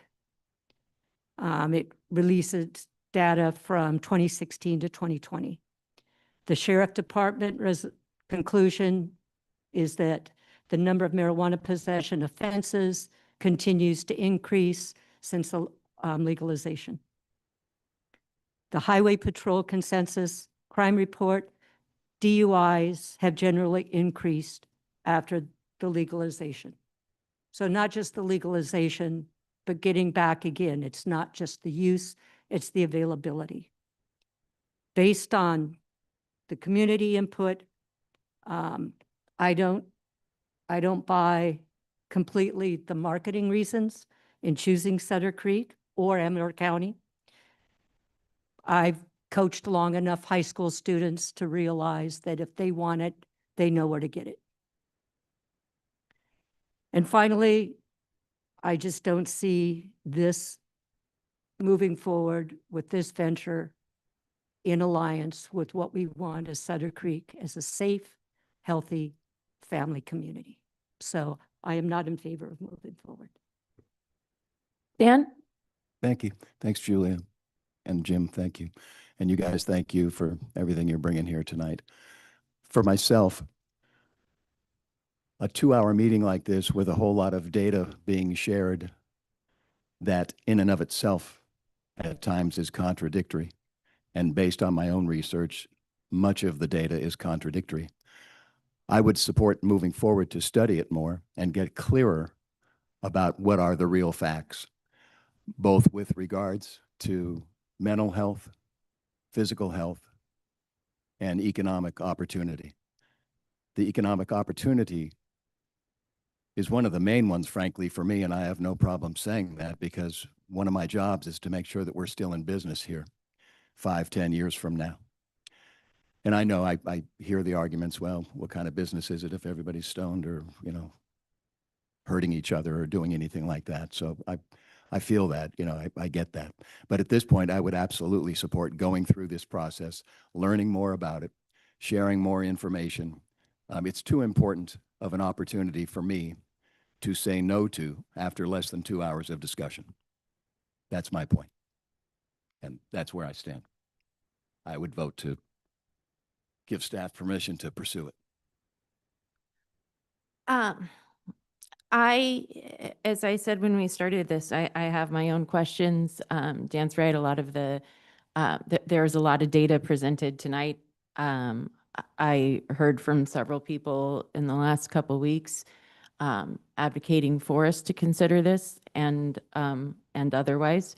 I would like to share with everybody, whether you're listening online or in the audience, some people around this issue are uncomfortable speaking about it in public. There's a button on the website that says email all council that anybody can use at any time. I've also heard from people in the community for the last 6 years that I've been doing this that I'm looking at Julia because it's the same that have wanted us to consider something like this. So I don't believe a thorough, I think rarely is information a bad thing. I think, you know, as policymakers, one of the considerations we have to make is staff time and the cost we're incurring by considering something. But it's in the staff report, and I think Tom can confirm that staff time is covered if we continue to go down this process, you know, whatever input or, you know, exput they have to put into it. I think that Sutter Creek has economic constraints. We know that. Our opportunities are not unlimited due to our geography, our infrastructure, and our community aspirations. And I think it would be irresponsible of us to not thoroughly look into the potential for, real economic development. And then mostly, I think that we can't make this decision without without creating a real public record where we have actual data, we have a real presentation, we have something that we're considering, the actual project, we have input from the community from all sides. And I'm just going to go back to, we can't responsibly weigh the pros and cons of this, the risks and the benefits, without developing a full record. And more information is rarely a bad thing. So I would be in favor of continuing to investigate this process. But do you need a vote from us? What do you need from us? Yeah, I think so. And again, kind of two parts. Do you want us to continue the discussion? And what would be the process? Would you want it to come to council? Would you want it to go to planning commission? Again, development agreements are undefined in our code. It says council will determine the process. So I had asked you before, Josh, if we voted to continue the process, if we were able to start with a couple of town hall type things, and then you mentioned some kind of other community outreach, and then maybe we could do our own polling or surveying before the application was made. Yeah, you could ask for that as well, but I think I'd like to know, do you want this to go to the planning commission? Right, Do you want the planning commission to decide, or do you want it to come to the both bodies or just the council? right. I think I'm not sure how others think about it, but I don't know what the pros and cons would be of bringing it to the planning commission first. I'm not sure that brings value to this particular opportunity we're trying to check out. I mean, why don't my suggestion would be bring it back to us. Let us get really deep in this thing, and we can handle it. I mean, that's versus spreading it out now. And Julia? Again, I'll repeat that I'm not in favor of moving forward. If we were to vote tonight to move forward, Then would you I want it would to say go to just bring planning it back to commission or council or both? Okay. Bring it back to council. Jem, if we were to vote to move forward with investigating it, would you suggest it go to planning commission and council, or just council? Susan, did you hear the question? Yeah, I think council, and then I really like the idea about the town hall and getting more information from the company. Sorry, my headphone just fell out. Hope you can still hear me. Have it back in. Yeah, I think starting a dialogue and including the community with council would be great. but you're comfortable when we get to the end of the game, it comes back to the council, not to the planning commission? Yes, that seems appropriate to me. Okay, so with that in mind, I would make a motion that we direct staff to continue conversations with Embark to pursue this opportunity through all the ways and means that have been identified in the initial staff proposal. And then once a contract is ready to be authorized or not authorized, that information be brought back to the city council. So that's my motion. Julia, you thought that was skipping a step? I think by even bringing in the word contract or the concept of a contract is ahead of the game a little bit. Inappropriate. It's not appropriate at this time. Well, I'm trying to answer the question that Tom is asking in terms of It would be a development agreement. on the development agreement, we have to specify where the information is going to be presented for a vote.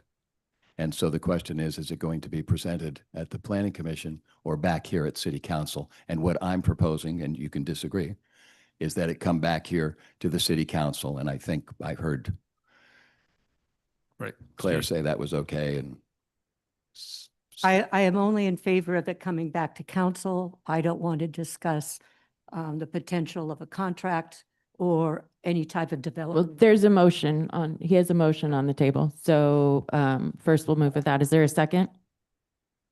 Can we reread it? Because now I'm confused about the language. well, I can't reread it, but I'll try it from memory. I propose that we direct staff to continue investigating the proposed relationship with Embark. And when the next step is ready to move forward, whatever that next step might be, that it come back to this council versus the Planning Commission for a final vote. That's two motions. That seems like two motions.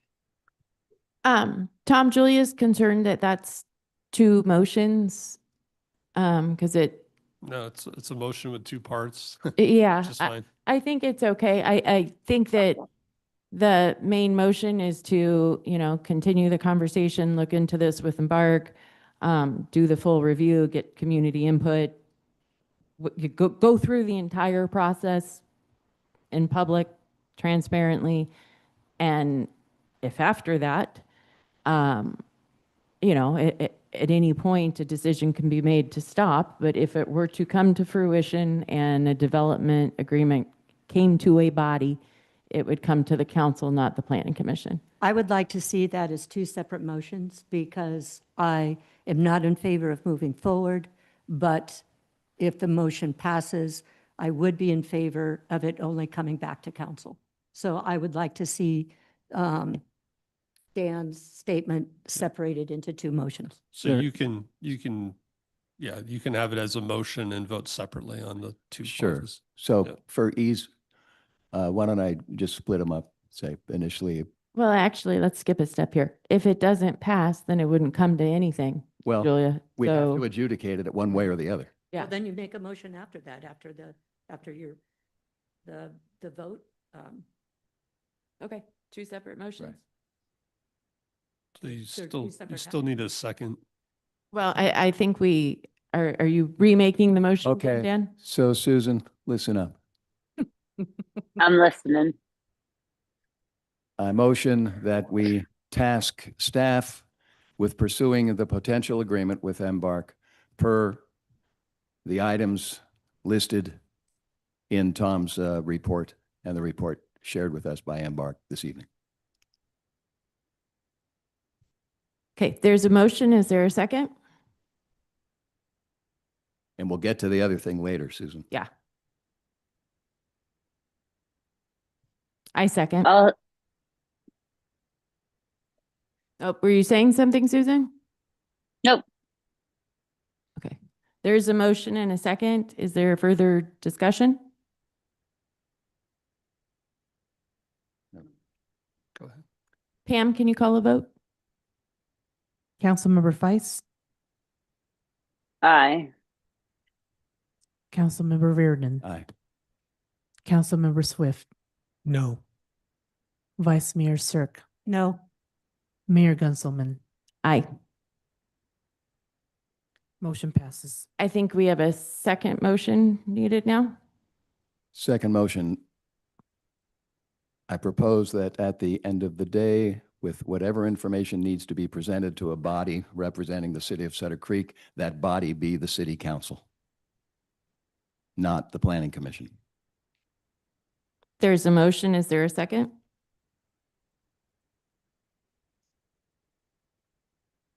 I'll second that. Okay, Susan seconded. There's a motion and a second. Any further discussion? Pam, will you do a roll call? Councilmember Feist, Aye. Councilmember Reardon, Aye. Councilmember Swift, Yes. Vice Mayor Cirque, aye. Mayor Gunselman. Aye. Motion passes. Okay. Thank you, staff, and thank you, Josh, for your time. Thank you, tonight. everybody, Thank you, the for your public. time, and we'll look see you forward to again. more conversations. Process ensues. Let's take a brief recess. Thank you. Say hi to me. Yeah. Thank you so much. Thank you. That did not go the way I thought. Did not go the way I thought. It'll go. We just need more numbers. Yes, you need the superintendent there or,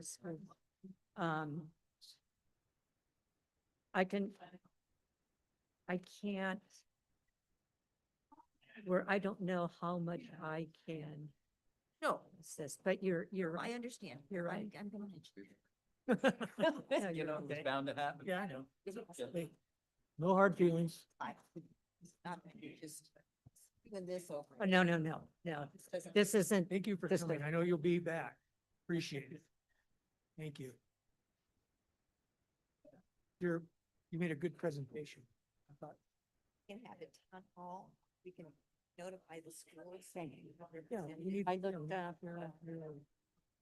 I have the notes all over. No, no. It is the NIH study No, you. using California. If you go on the NIH, but the more informative one, but the data only goes to 2020 is. I didn't have a lot of time to get numbers, but Yeah, I, you're welcome. Didn't go the way I expected. And I think well, and your, again, for me, it's not just the letter that your husband wrote was very well done and the availability. appreciated. So I think he did There's he did a great job. one marijuana, they could get it. And his response to. Yeah, just, he did it. It was very good. Don't tell me it's because you let this town want to bring money. That's cool. She's not a voting member. I don't- Victoria. She's the city treasurer. She's not, she's not a. So. I didn't.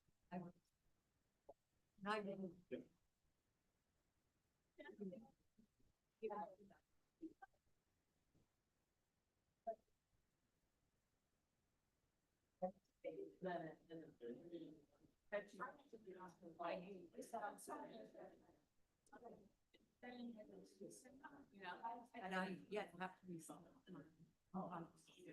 We do.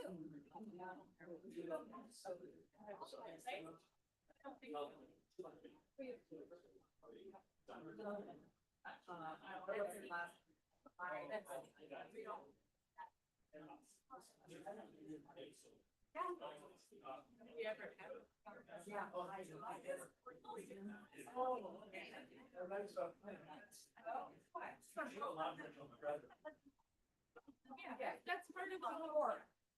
Yeah. Like, we look again.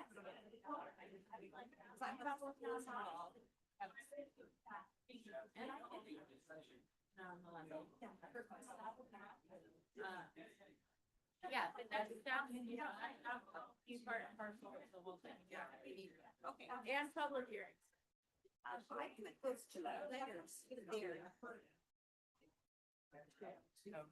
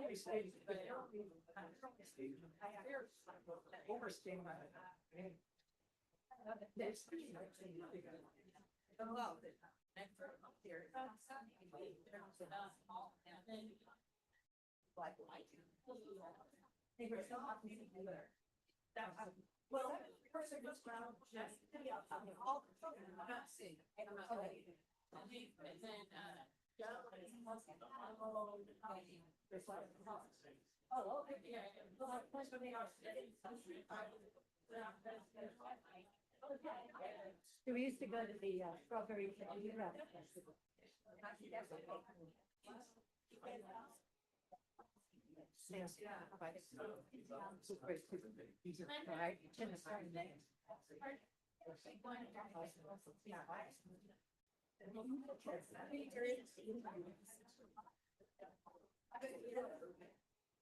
Yeah.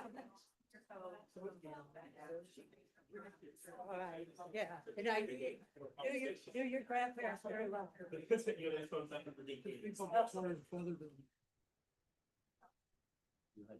Yeah, so my mom's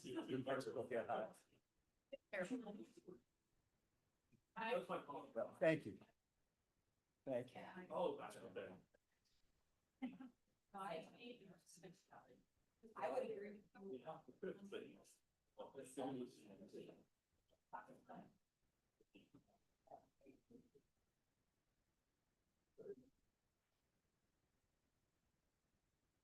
We've got a lot more. Yeah.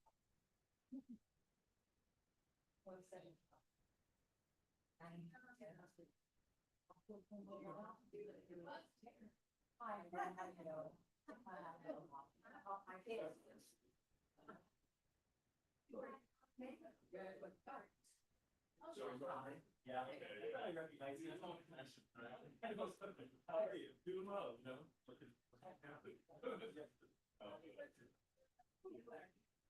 Soon open, not quite open yet. Sorry.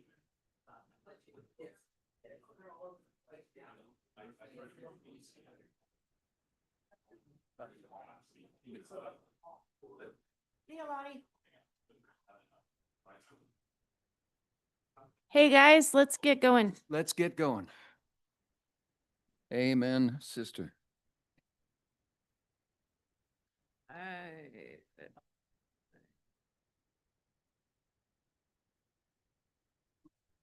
I'm not as bright and shiny as a canvas. Yeah, Jim. I'm a real snooze. As soon as you left, Jim, as soon as you left the room, they said, we're leaving. Yeah, I tried to convince people to stay for the budget review, but No, it's a big snooze. I know, I get it. Big snooze. Thanks for staying, Mason. Yeah. Yeah, no problem. Okay, so we're back in session. Item B is the mid-year budget review. Just for revenue. Yep. Psychological trick.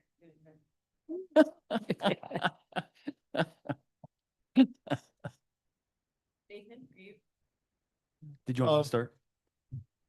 yeah, I mean, again, I think Mason did a great job in this report. We worked together and tried to really, I think, summarize at a high level, kind of where we are.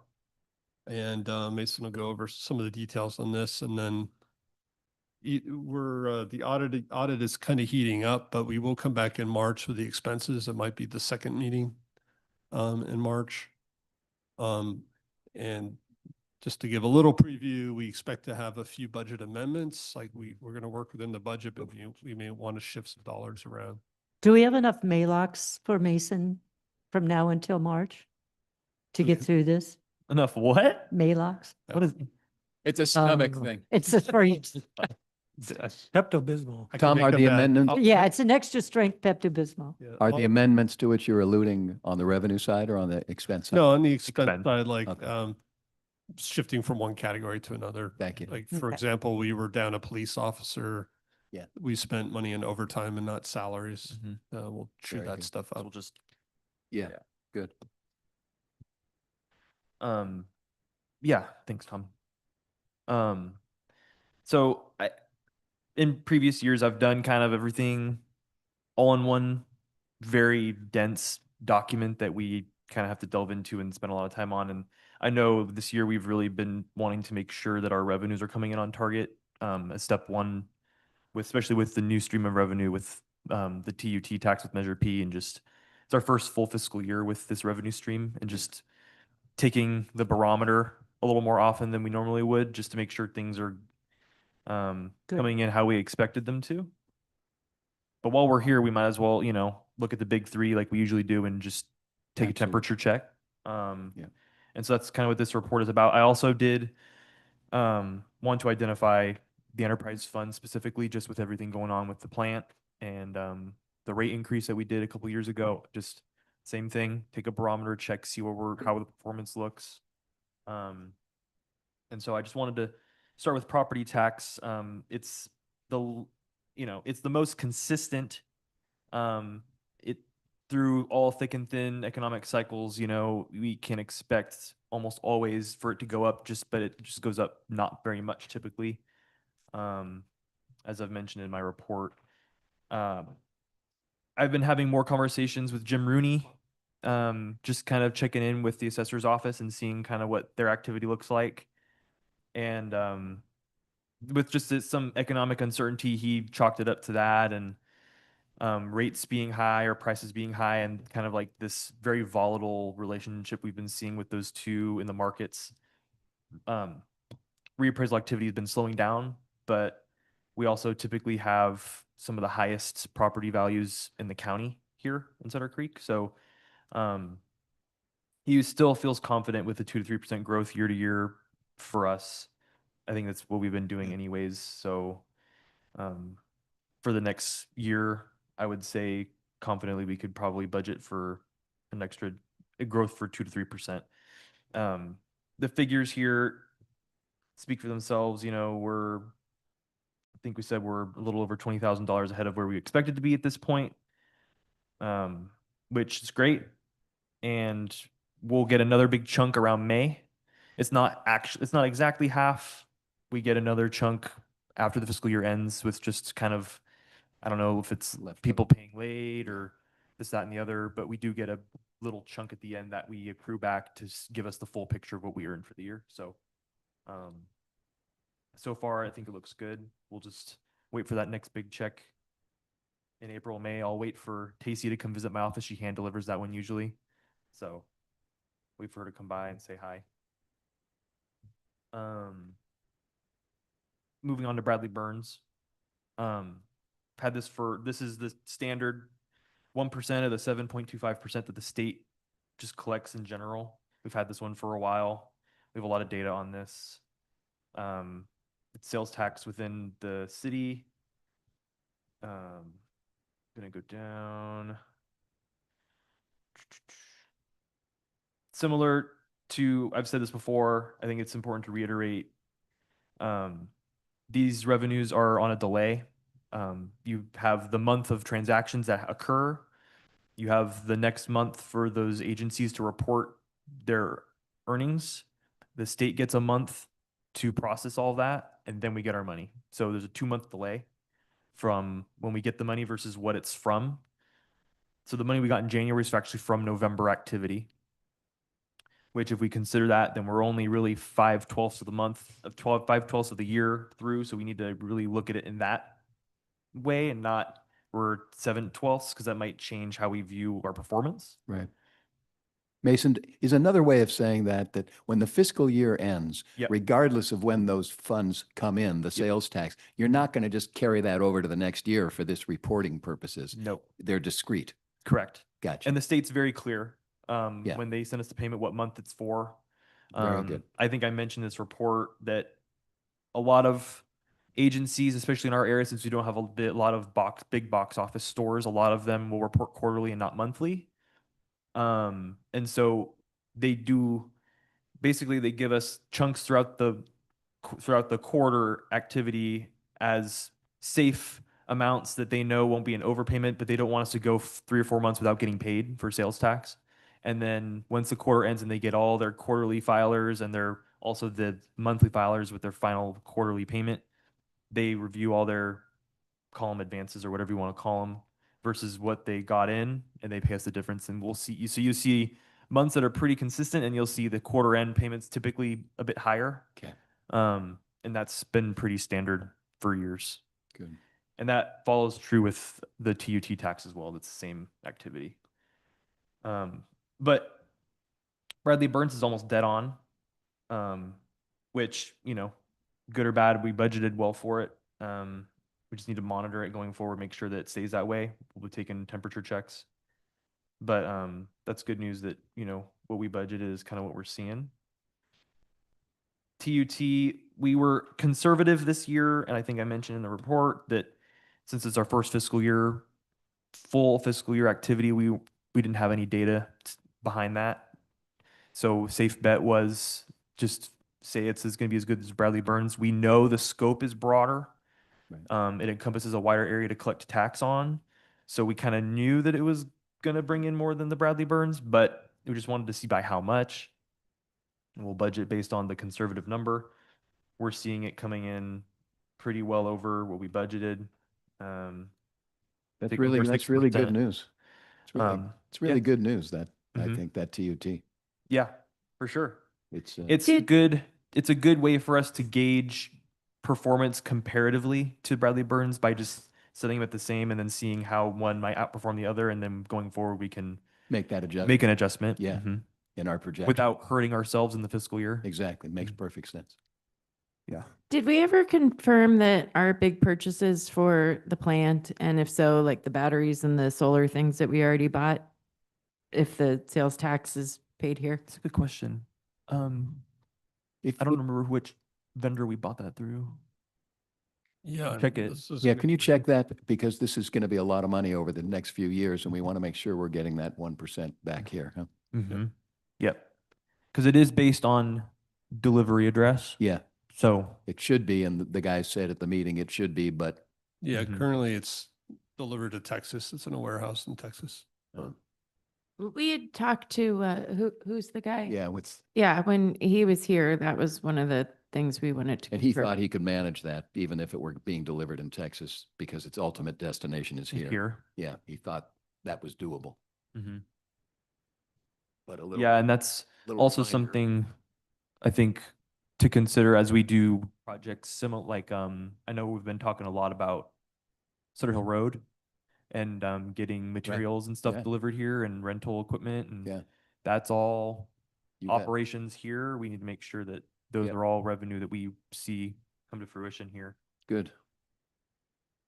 It's the same exact idea. So yeah, TUT, good news. We expected it to be good news. We just didn't know by how much good news. It's good news. 6% is a little over 6%. Outperforming at this point of the year is good. Yep. And then talk about transient occupancy tax a little bit. This is the third biggest item that we budget for in terms of general fund revenue year over year. It's a combination of short-term rentals as well as hotels and Airbnb and bed and breakfasts. And there's a delay in this one as well because, you know, you have the month of activity. We give the property owner 30 days to report and pay. Otherwise, there's a late fee. So by default, there's a 30-day delay or a 1-month delay in the revenue. So for January, it would have been all of December's activity. So we'll say, you know, as long as it's over 50%, then it's okay. We're at 57.2, so it's a little over 7% ahead, or $22,000, a little over 22 grand over what we would expect it to be by at this point, which is also good news. But as I also mentioned in there, you know, we kind of hit the event season's heavy in fall and winter, and then we'll, like right now, there's not much going on, and the weather's not so great, so people may not be visiting as much. So we just need to make sure that that dip doesn't supersede the bump that we saw through the event season in fall and winter. Right.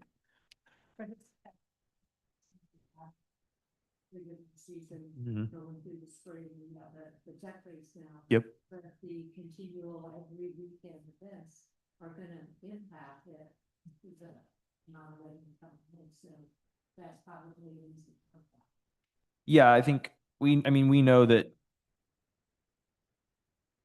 I mean, Q3, so January, February, March, you know, it's going to be a little slower just because the weather's kind of icky and There's not events every weekend like there is in November and December. But then, yeah, with the duck race in April, and then from there on out, it starts to kind of, like, once again, you got the Italian parade. And, well, yeah, I mean, I think with this performance bump, you know, we know that it's going to be higher by the end of Q2 by standard. But then we need to look at it at the end of Q3, which I think I said we need to just do a temperature check around April or May. So end of Q3. Right. See if that 7.2 is maybe we're right on track now. Right. If we're not, then we may need to talk about it. Right. The good news is, I mean, if we were behind right now, then we'd be worried. Right. Yeah. Exactly. Mm-hmm. Another way of, or let me tag on to what Julia's saying there. We've talked in the past about moving forward, doing more budgeting Month to month. Yep. versus just divide by 12. So this would be one of those opportunities, yeah? Yeah. Okay. Right. So you might see, if we were to do it month by month, you might see October, November, December be a little bit greater. Yes. And then you'll see a slowdown. Yeah. January, I February. mean, you know, we don't have to go crazy about it, but it's nice to So reflect. yeah, one of the projects I had Maeve, our summer intern, do was to look at seasonality in our revenue. Yeah. And try to see if we could see patterns. Yeah. So we have some data, but Yep. wasn't super obvious, just kind of this broad dip we're talking about. Yeah. Fair enough. Thank you. And then I know there's been a lot of discussion lately about the short-term rentals just as a more policy and the recent moratorium with them. And Jim had mentioned it'd be nice to see a breakout between short-term rentals versus hotels and bed and breakfasts and what the performance looks like against each other. I decided to include that. I thought it was a good opportunity to include that kind of breakdown in this report so we could see it and talk about it. It's pretty obvious through this data, and I kept it general because, you know, the individual businesses need to be protected. Their payments need to be. Yeah, It's- exactly. So It's confidential. It's over 10%. So, you know, 88.9 is hotels and 11 is Yeah. short-term rentals. So the vast majority is hotels and bed and breakfasts. Right. But 20 grand is $20,000. I mean, it's not chump change. I do think, Hotels are still operating. yeah. Right. Yeah. But it came up and Jim raised the question at the last meeting, you know, do we really need to? And then Yep. the other fella in the audience raised the question on, what is this bringing us? Well, now we have an answer. Yeah. So, you know, I would say the activities primarily with hotels and bed and breakfast, the numbers are clear, but I think there is a market here for people that want to stay in places that fit the charm maybe a little bit more, or Absolutely. maybe for families. Yeah. Whatever their flavor is, you know, it Yeah. fits their need. So Good. So just some more data for you there. I know it's something you guys had talked about, thought it was a good opportunity to bring it here and show you guys kind of what it is. And then wastewater, which is going to, you know, it's a big topic and it will be for the next few years. And just looking at how did we budget? How does it look performance wise? These, as we all know, these funds can only be used for the wastewater side of things, the enterprise funds. So it's collections, treatment, operators, administration of all of that capital for this system. And category over category, most of them are overperforming, some much greater than others, but I think at least on track are overperforming. And I do have a little bit of a discussion towards the bottom about the late fees and why they're underperforming. That was more of a courtesy for this fiscal year for the customers as we transitioned over to a new billing system. When we've discovered that the auto pay setups for these folks would not carry over out of an abundance of caution for their card security and their account security, just in case it got lost in translation, they decided not to bring them over. Just to be, you know, good, I don't know what you want to call that. We care for what do you want to A call good it? neighbor. Yeah. Which is Good customer service. Customer service. stopped doing late fees Yeah. for a few months after, just to make sure we got a hold of most people and we got it all set up. I think it was a successful campaign. We got most people back. There are still some stragglers that we just haven't quite gotten a hold of, and then they notice their bill and they go, "What? My auto pay?" And then we have to just kind of disclose it to them again. But you know, the numbers really rebounded for those first few months because of the outreach, and I think it stopped a lot of harder conversations that they needed to be by not having the late fees because they didn't feel like they were being targeted or. Yep, sounds what's up. good. So Cool. I had a quick couple questions on the wastewater. The ARSA reimbursement, it's always weird, but it's going to eventually go away because Yep. but we will replace it with AWA and Amador City revenue. So right. anyways, we're overperforming, but is that, are we You could- expecting, would we modify the budget since I didn't expect ARSA to still be around at this point. I don't know if you all did. Yeah, so It's just a function of when we get the check, right? They'll be at 100% at the end of the year. okay, so It's really don't put a whole lot to Yeah. write on that. And then also, where did the setup fees come from? Connection fees? Are we? The duplex. Can on I- Bay Hill.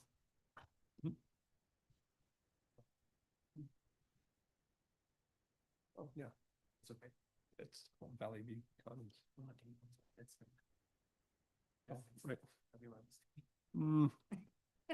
No, so on the connection fees, you know, we had a large customer that was behind because of a meter problem.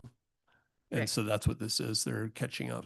Okay. So Okay, so it's not additional building that No, we this hadn't anticipated? But we should be getting connection fees from Valley View Apartments, right?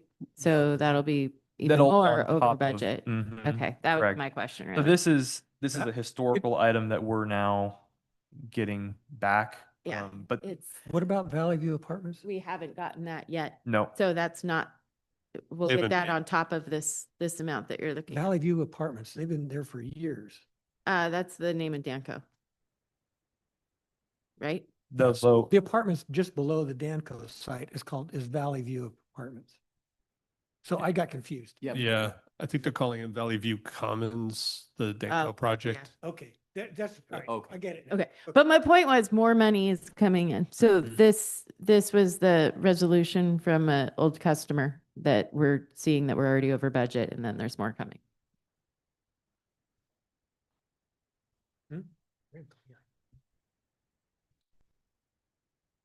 But, and I decided to take a look at the enterprise fund just as a whole, to give us kind of like a holistic view on all those revenues. A lot of those are not, fee recovery.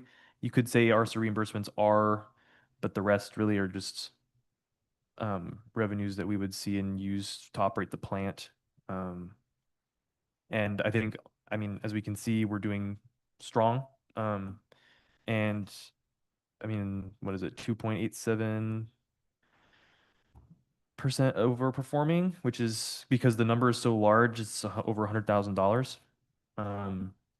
So, you know, if we end the year in a surplus, I think the practice has been, and it's might be a little too early to talk about this, but if we end the year with a surplus, typically we throw it into reserves, and that's been the goal with this rate increase as well. So, Okay. that was part of the whole plan. Great. So that's still the plan. We're sticking to it. Good. And I think the rate increase, you know, we're able to do so much with these rates and fix stuff around town year over year. And I'm hoping with these flow analysis meters that we're putting in, and we can see the fruits of our labor and see the I&I decrease Yeah, during that's these gonna be crazy important, huh? storms. These storms will be very indicative. So Oh, yeah. I'm either skipping ahead or going back. You did mention it in your city manager's report, and then it's in the information later. Dan's report has some meters going in at the beginning of February. Would those by any chance already be in? we They're- have them in my office sitting Yeah. on the ground. We just got delivered. So they'll miss So this they're not in one. yet. But anecdotally, the guys feel like the water's less at the plant with the storm today, but we got to get those meters Didn't in. we just have a big conversation about data-driven answers? But yes. So I mean, in a general sense, I feel like we're doing well on the revenue side. I think So just one more point, that was data. They hit 1.2 million gallons a day today, but they typically it would have been higher. So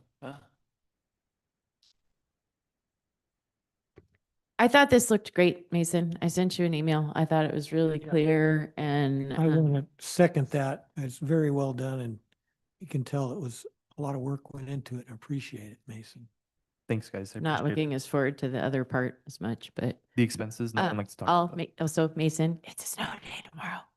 Is it? Yeah, just go. Oh, So your wife's off work. all right. Well, I wish I was back in school again. I get a snow day. Okay, do you guys have any more questions for Mason or are we good to go on? I appreciate the feedback, guys. Thank you very much. Thank you, Mason. Master fee schedule.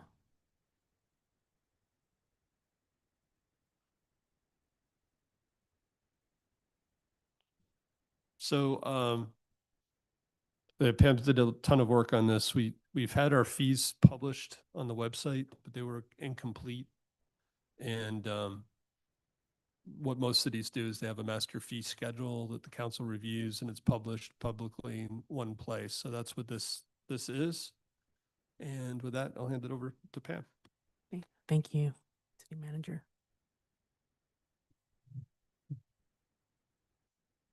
So we I'd just like to thank the city manager and I'd like to thank staff. It was a all hands on deck effort, and I really, really appreciated like the effort that we all put in together for this one. It really made me feel like we really were a team, much more so than we usually are, which we always are. So the purpose of this presentation that we're doing today is for the city council to review and discuss city fees and the recommended adjustments that we're proposing now for the city's master fee schedule for adoption before finalizing the upcoming fiscal year budget. So this is just a discussion point for tonight.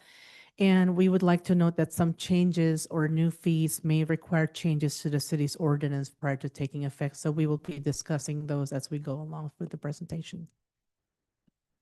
So just to give you a brief background, the city's broad range of services include but not limited to services such as planning, building, public safety, public works, administrative support, and near and dear to us, it's not here, recreation. So all of those services are included in the master fee schedule. So a lot of people ask, why do you need the master fee schedule? So the city does not have one document that we call a master fee schedule. They're in separate documents. And some of the fees were not well publicized or tracked. And as we were going through the cycle, what we proposed to do as a team, we thought it best to just gather everything together in one document and make it digestible and easy for everybody to just refer to it in one fell swoop and to look at the document as a whole. And the purpose for it is to consolidate various fees into a single comprehensive schedule or document to ensure the accurate capturing of current costs of labor, materials, and consulting fees. This also helps us to maintain fiscal responsibility and ensures that private services requests remain self-funding. So it's a transparency tool also as well. And then once adopted, normally what cities would normally do is the fee schedule will be posted on the city website for easy public access. And through the process, there's public noticing so that the members of the public will know when those fees are scheduled and they can participate in the meeting and give feedback. So just to give you a couple of guidelines or laws that pretty much are involved when it comes to a fee schedule, the key words to think about are cost of service, cost recovery, and the word reasonable comes into play. So when you're looking at a fee, one of the determining factors is how much does it cost you? are we recovering just enough to cover our costs? i.e. you're not making a profit out of it. Last but not the least, are the fees that you're asking for reasonable? So that everybody's being able to participate, everybody's being able to do what they need to do in the city. So a good example would be Proposition 26, which is the regulatory fees. So this involves issuing licenses and permits, performing investigations and inspections, and enforcing regulations. The other one has to do with Prop 218, which is everybody's very familiar with. That has to do with charging property owners for services for providing a specific special benefit to their property rather than a general benefit to the public. So Prop 218, I think the last one was the water rate study. So that's a Proposition 218 process.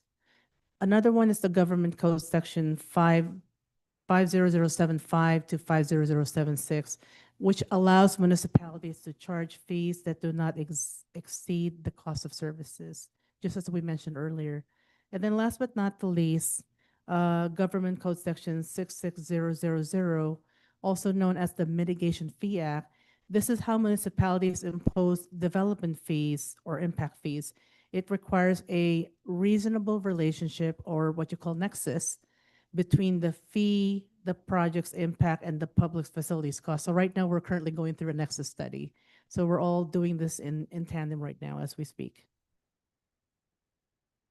So as staff had done this together, we put a lot of thought into it. We're not just thinking about dollars, but we're also thinking about the social benefit that comes along with it. So what we do is we call it framework for thinking, or the continuum benefit. So the goal on this exercise that we did throughout the process is to balance fiscal responsibility with the community benefit that comes along with each product or each service that we provide. City Council retains discretion to set the fees at a lower level, which basically when you do that, it creates what you call a subsidy. And when there's a subsidy levels are determined by continuum benefit. A good example would be services provided for public service, services to encourage regulatory compliance, or supporting community wellness. Those items can be set below actual cost to ensure that everybody has access to those types of services. So the difference between the fee revenue and the actual cost of service is subsidized through the general fund. And which fees and subsidy levels is a policy decision for the council to make. So just to give you I wish we could see this clearly, but That's my favorite slide. yes. Okay. So the framework for thinking that we had behind is basically encapsulated in this table. So a good example would be the development services that I mentioned earlier, building permits, planning entitlements. So the cost recovery goal that staff normally proposes would be 100%. The general fund wouldn't subsidize any of it. The reason behind it is because of the fact it's considered as a private benefit, that the service that we provide primarily benefits the individual property owner or the developer. And because of the fact that that product or services would increase the asset value. The next one, which we've talked about as part of the council goals, is code enforcement. This one is a good example with the initial inspection. So the cost recovery goal, the opposite to the first one, is 0. And the general fund subsidizes 100% of that. The reason behind that is because it's any services that fall under code enforcement would be considered as a public good, which maintains community standards and safety as a general funded and therefore funded by tax dollars. So basically, it's a social benefit of it. Well, and it's also not asked for or solicited by the person that you would be billing. You know, Correct. we're doing it to them, not responding to them. Mhm. I mean, the, I get this, it's the same thing as like a driving violation. I didn't ask for the officer to pull me over for speeding, Right. all right? So But there, But yeah, there is a public benefit right. for having me stop. Yeah. And having me pay a fine. So there are fines for code enforcement. You're exactly right. But the speeder doesn't have to pay the police officer's salary, which is the code enforcement going out and doing the enforcement. No, I just said So, that, you know, as far yeah. as safety benefit to the community. So my question then, is, we do have fees for violations. Yeah, so again, the act of code enforcement, you know, the policeman going out and watching for speeders is zero cost recovery. We do that. And then if there's a problem, we have a fine, or we have the ability to fine or put a lien on the property or do different things. That's not part of the fee schedule. There's, you know, the whole bunch of fines that the city can also do. So the fines, a violation of a code enforcement, that goes back into the general fund? Yeah, but it could be, it could be an administrative fine, which would go into the general fund.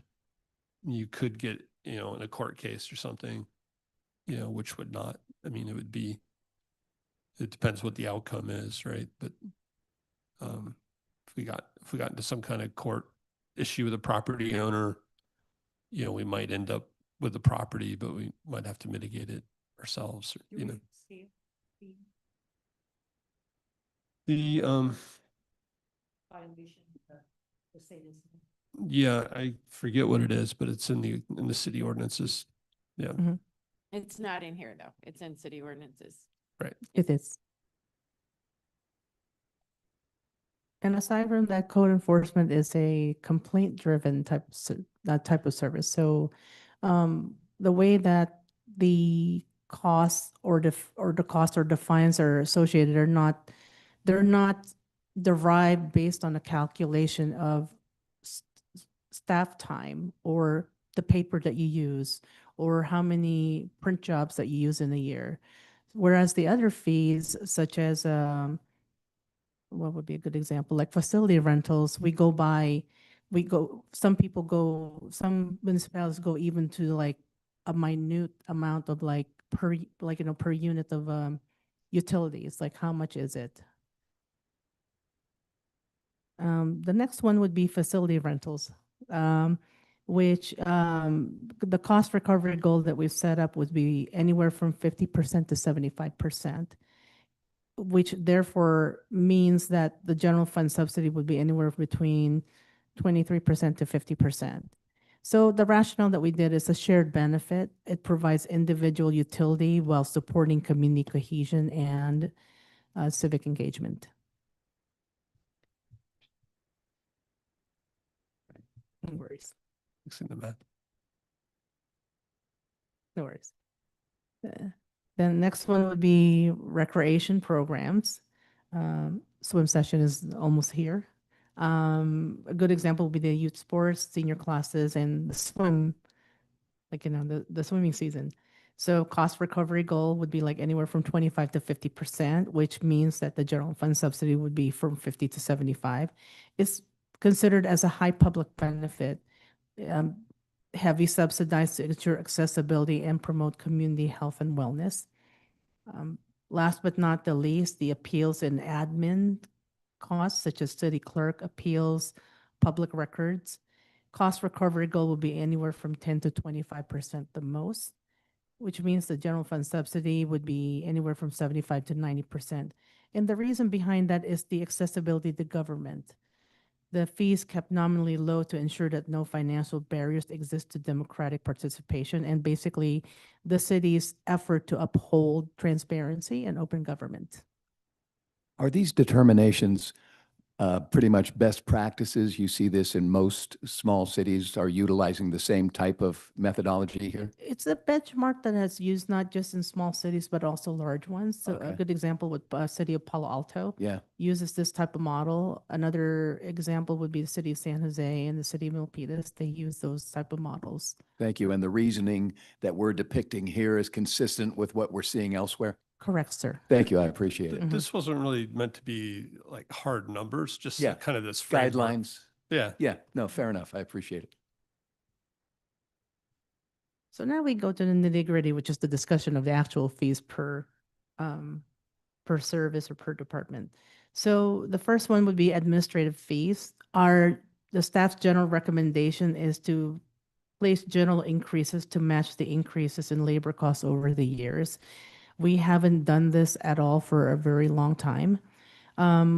We also talked about adding a new fee, which is notary services.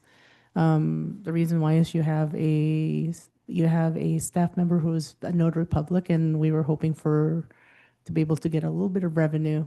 That's Aside right. from that, like, the public benefit of, you have a small town and they're looking for a notary and they have to go to the next town to get one. So they could call City Hall, make an appointment and pay the fee as Does adding that new fee require a vote by the council?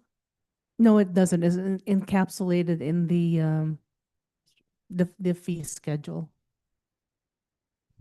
There will be a big difference. So for example, a fee like that would be not requiring an ordinance, but for example, anywhere, something like, It's not an ordinance, but we're going to bring this back for you guys to vote on, so you will. The only reason I'm asking, and I might ask our legal counsel, because I rent to a notary. So I'm concerned that I might have a conflict of interest. And so I have comments about it, but I don't want to violate that by making a comment if I have a conflict of interest. oh, You have comments on the notary item specifically or the whole Yeah. fee schedule? No, the notary item specifically. Did you catch that? Can you help us, Steve?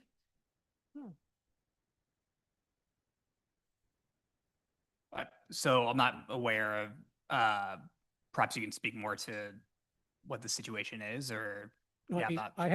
I have a commercial interest in a notary, so if the city offers notary fees, services, then that could affect my tenant. So I'm asking if I have a conflict of interest. Okay.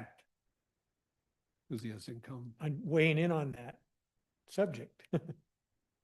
Yeah, I'm not sure. Yeah. I would have to see, Yeah. I would have to look into it further. Yeah, to study mean, that. and obviously, get back to you. It might just be a minimal impact, so. Right, and I it think- looks like the 15, No, it's part of their services. right, Bookkeeping service. right.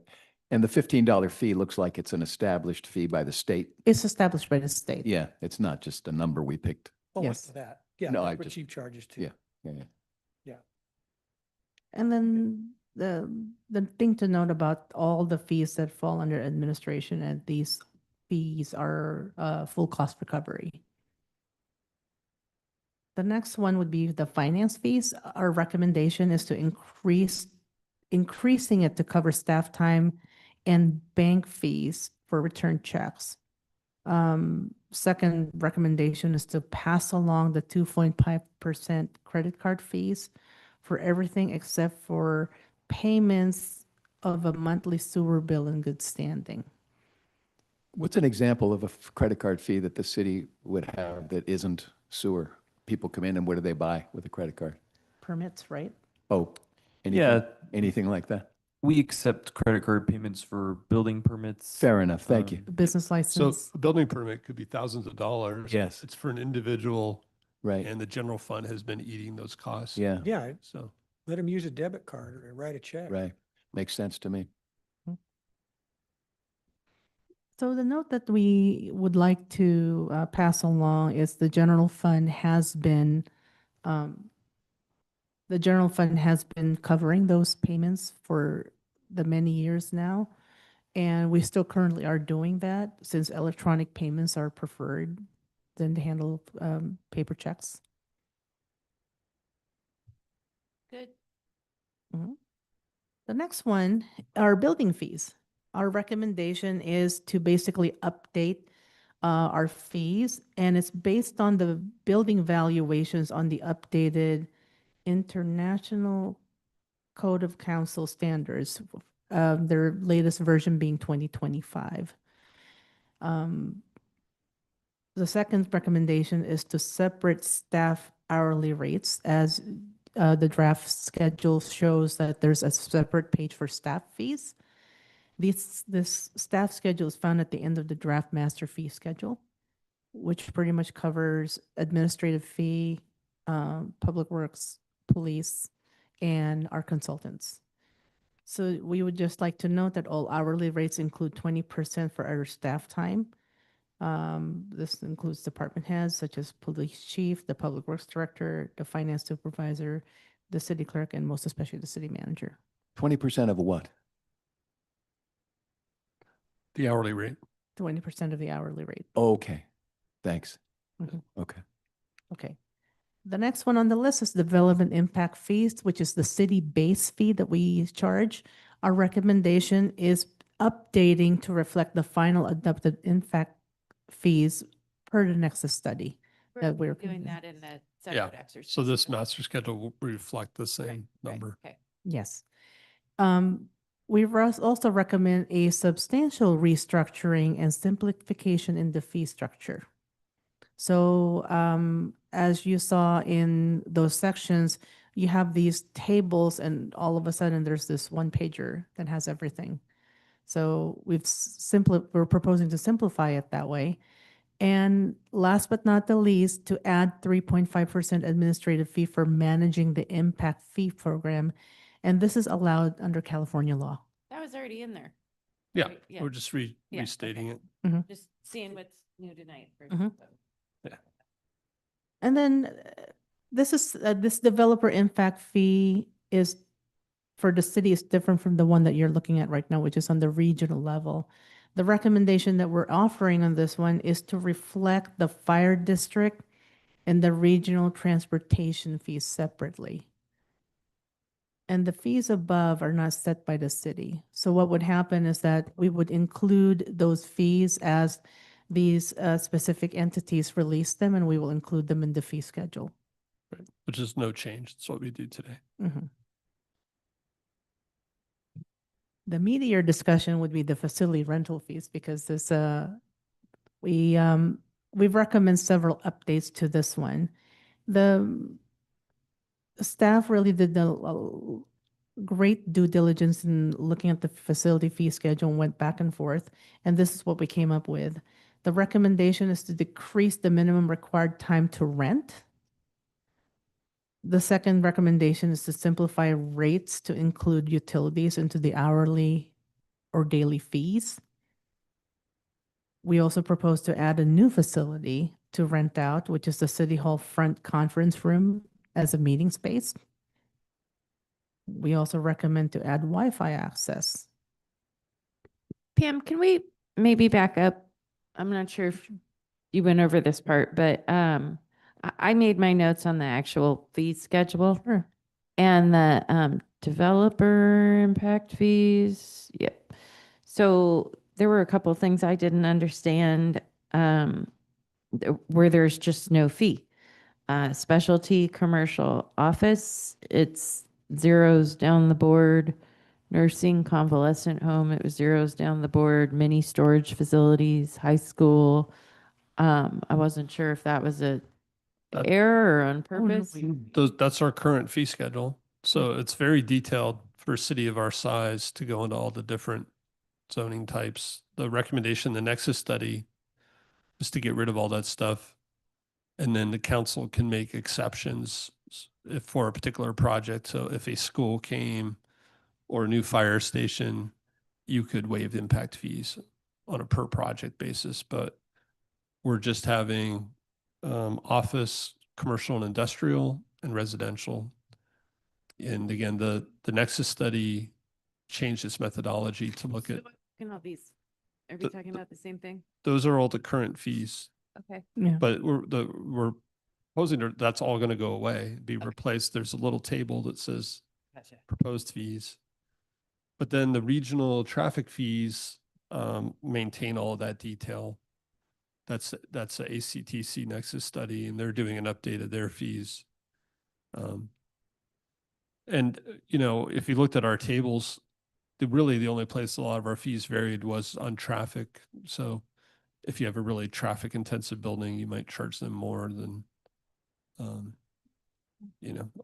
a sleepier kind of use.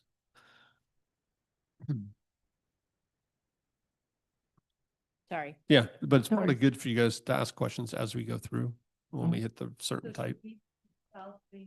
The narrative that Pam's using. So we covered administrative and finance fees. I mean, if you have a question about one of these topics, maybe ask it as we go through. Mhm. And then you can always ask more at the end, but So adding the Wi-Fi access, will that increase that?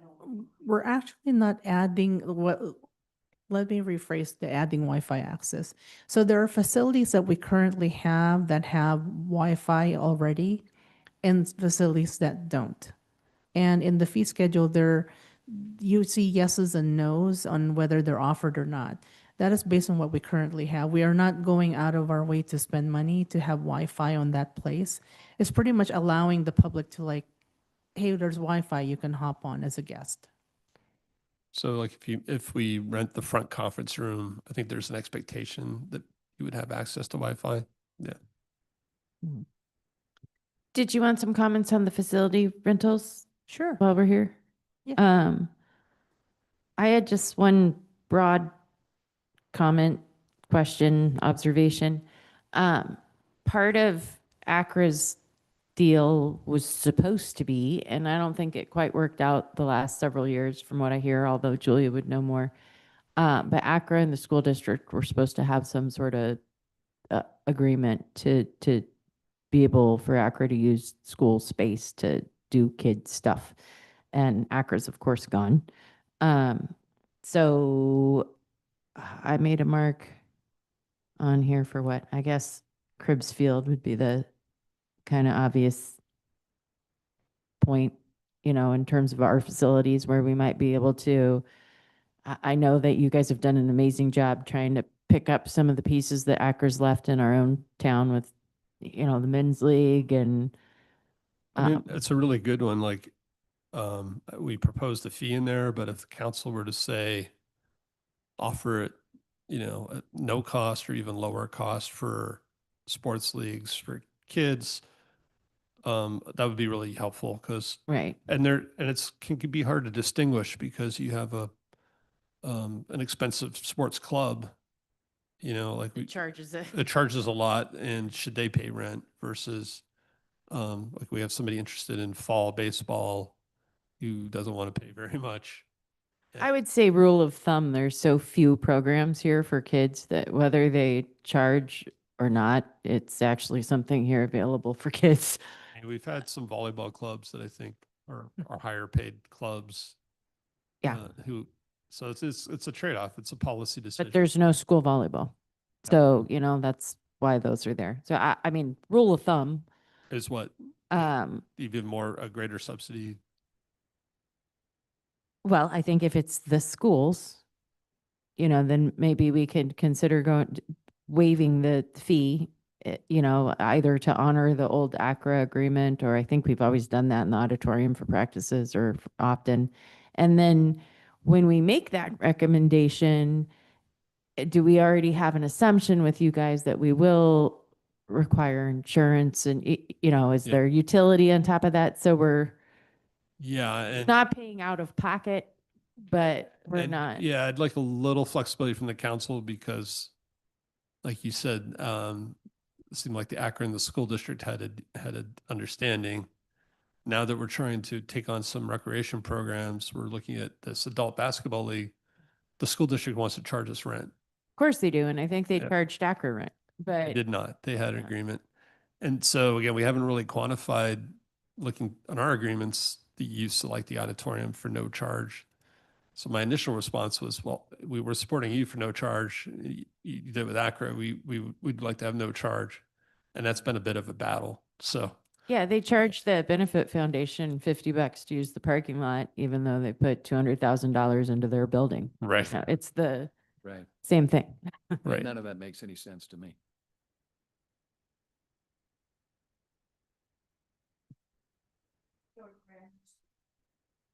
Says the very last column goes down. not available? I mean, is that, I don't understand. Through the old rates. We didn't have an all-day rental, Okay. and now we are proposing one on this page, daily rentals. Yeah, and the other thing we had with some of these minimums was kind of the use, right? So the auditorium was an all-day rental, but a lot of sports teams don't need it all day. Right. And again, we had this thing with the school district, which was kind of an exception, but if other sports teams come in, I'd like to be able to rent it, you know, on a couple hour basis and not make them pay for all day. Little League, does Little League pay a rent for the Cribbs Field? No. Little League does not. Okay. I believe there's a soccer team that does not. They practice on it all the time. Can we, see how Jackson uses his field? Whether they charge? At Does D- Jackson charge? I'm not proposing. At Dieter- We do charge? Dieter, But we already don't charge, so unless we. you're saying, you think that we should charge? Well, I'm just curious if there's a difference between the two, and is there a nominal charge that we can? I'm not really curious. I don't have any interest to charge, the kids to play ball on the ball field in the city park. As long as, the insurance or whatever other things we need or, yeah. Yeah, also our RMA recommended sexual abuse insurance when they're children's leagues, which we hadn't done in the past. Oh, So we do have this insurance requirement. I think when it's a sports team, we're going to require this SAM insurance.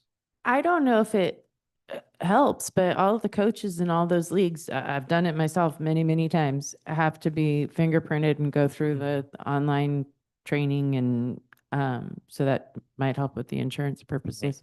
I don't know about the new baseball that was proposed or the club volleyball, but the Yep. regular But school it's- sports and I think we're Little trying to League. distinguish if somebody rents this room for a birthday party, they don't need this sexual abuse insurance. But if it's an organized sports league, we're going to ask for it.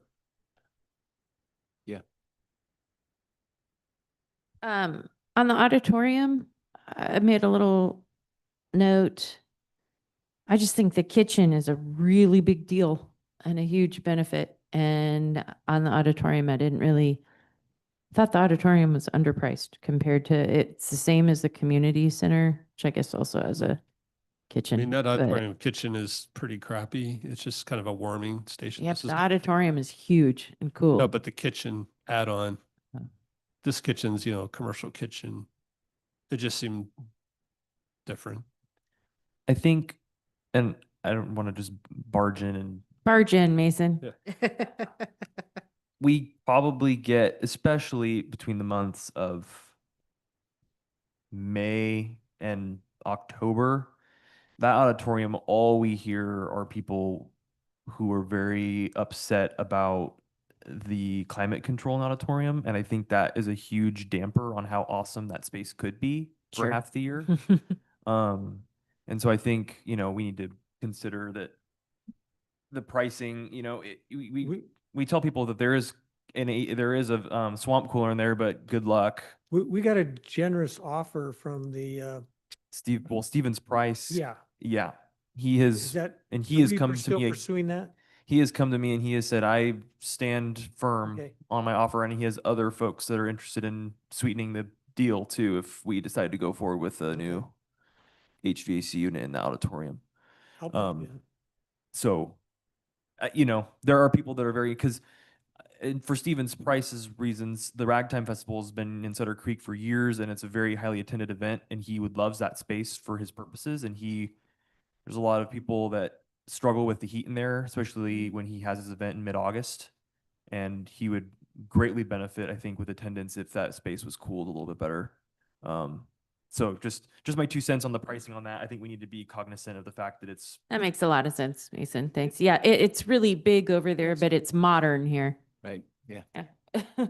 yeah, just but yes, Jim, his offer last I talked to him, which was a few months ago, stands firm.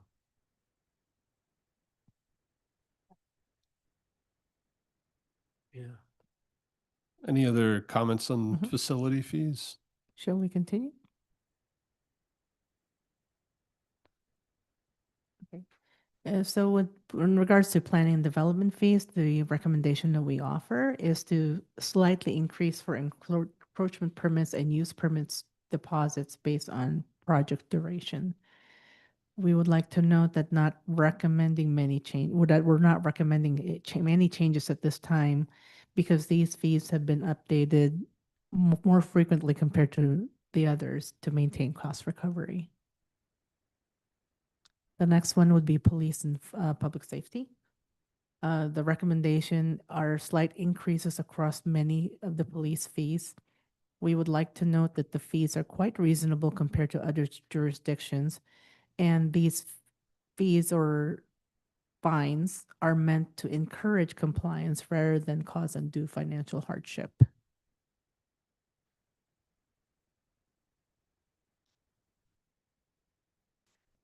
Public works fees, our recommendation is to basically update the public works fees, which stem back from 2017 for consistent documentation and transparency. We would also like to include new fees for cost recovery when private parties create issues in the public right of way.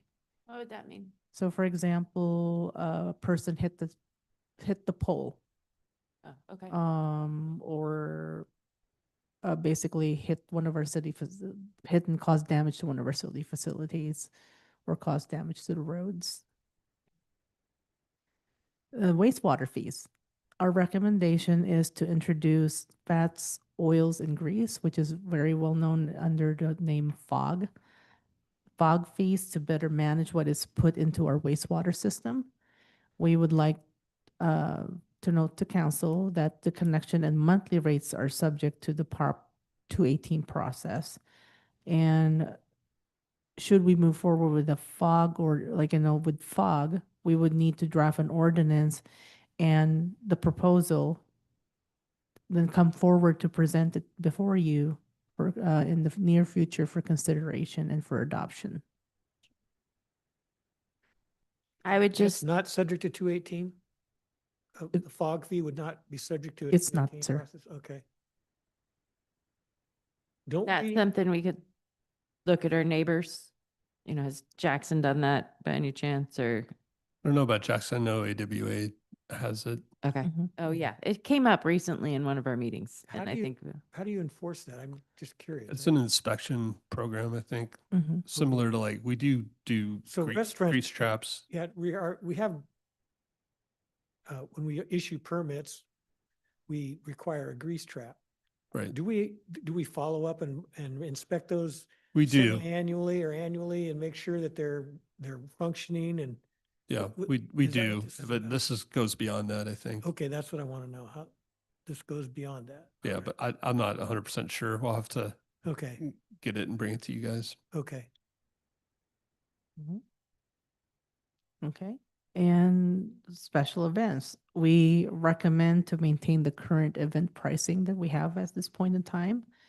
Our current code allows for recovery of fully loaded costs for police. But we would like to note that it has not been the city's practice to enforce that cost recovery for that. Staff views subsidized events as opportunities to help raise money for the community and support local businesses. So for example, you have an event and they're raising money, it's instead of us taking a piece of the pie or taking a huge piece of the pie, we would just do our friendly neighbor. Mhm. I would say that there would be a really good chance that you would lose the Italian picnic parade if you required the Italian Society to cover the fully loaded hourly rate Yeah. and overtime for police. You would. And that brings up the question about the current insurance requirement, increasing it. I believe our insurance for the Italian picnic parade cost about $5,000 last year.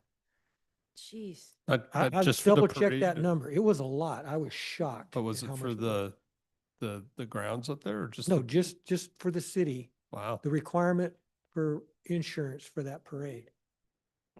I'll get to the It's- exact number. I'll double check it. Well, we're not a nonprofit. The Italian Society is not a nonprofit. It's a corporation. Mm. So I'm just wondering, if we go from the current requirements to the proposed requirements, what that's going to cost, and I'm going to check that out. Yeah. But Again, I this mean, is that's where almost, we're part of this pool and we have to kind of follow their rules to have them insure us. okay, so is that, is that the minimums that they're requiring? Right. The Mhm. 2, 4, and 2 million? Yep. Correct. But we've had this discussion before. It's weird because, you know, if you have a 2-year-old birthday party in one of our buildings, it's $1 million. And we just talked about this when we did outdoor dining.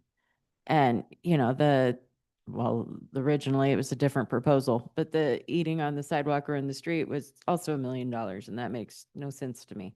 But I think Derek confirmed that, you know, it's set by somebody else.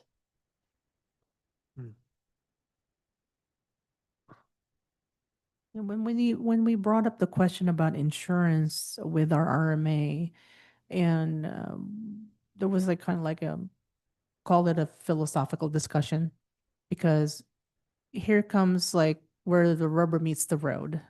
Here's your required amount. Before, I remember, like, you know, it was like $1 million. There's like an aggregate figure, there's a general figure. And that used to be $1 million. Now it's 2 million. And that's the reason why costs for insurance, even for just a 1-day event, had jacked up so much to the point that some event holders just postponed the event because they couldn't afford it. They're calculating how much money it will cost them to get, like, you know, the much revenue generated versus the cost, and it wasn't feasible anymore. So they chose not to do the event, which is kind of like a loss to the community because it brings the community together.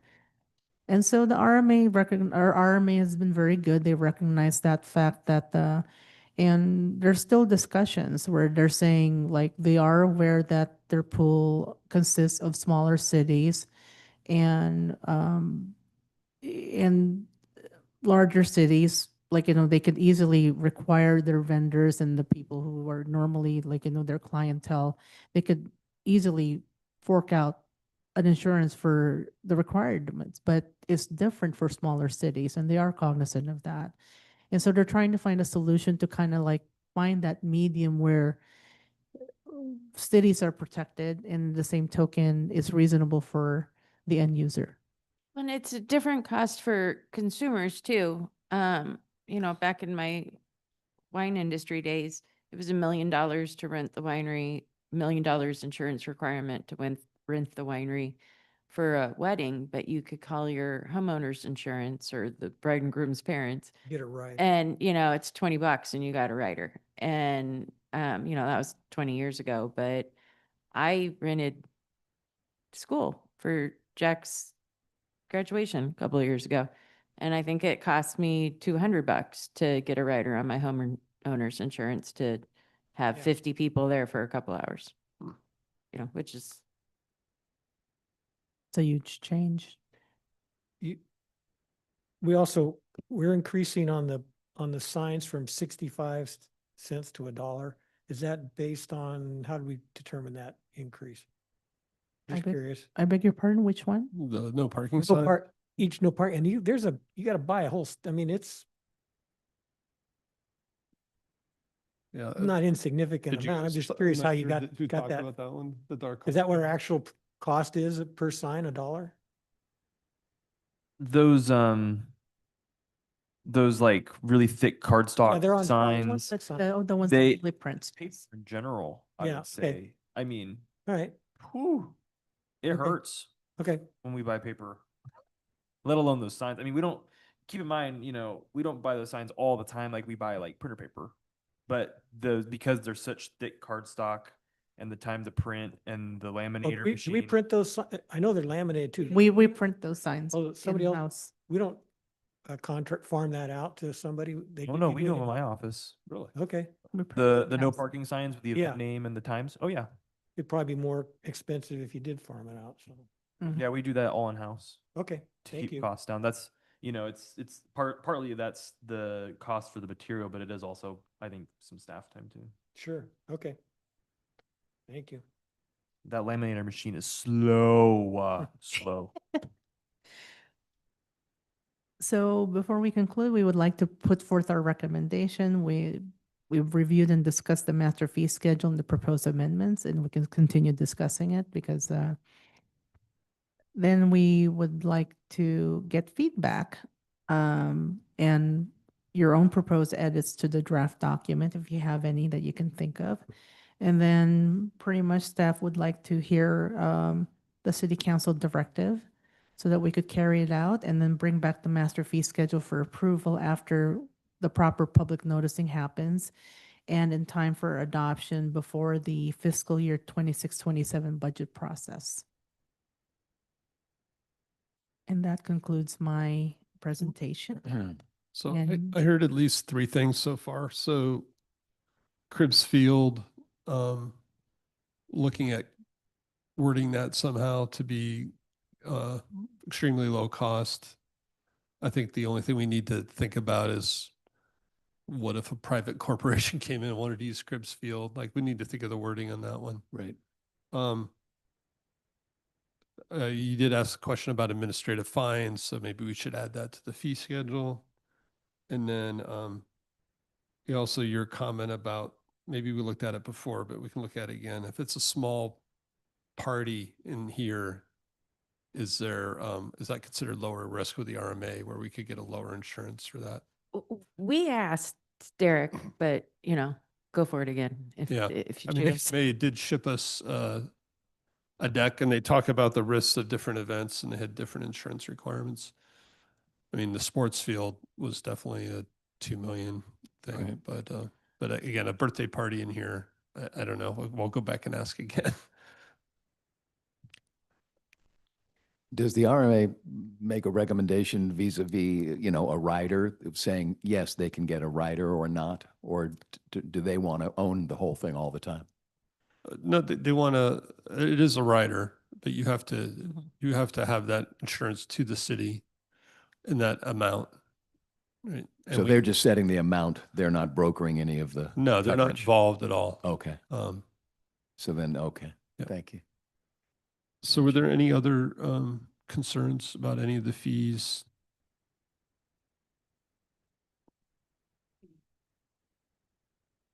Page 7 of 31 of the office firm. Packet page 41. In looking at the rates at restaurants and gas stations and convenience, would there not be a greater need for police and fire at the restaurants and gas stations that have the convenience? But it seems like those. So again, you're looking at the old fees. The new fees. Let me find it's a big change on the impact fees. So it is a little confusing. Let me find the page number. Page 7.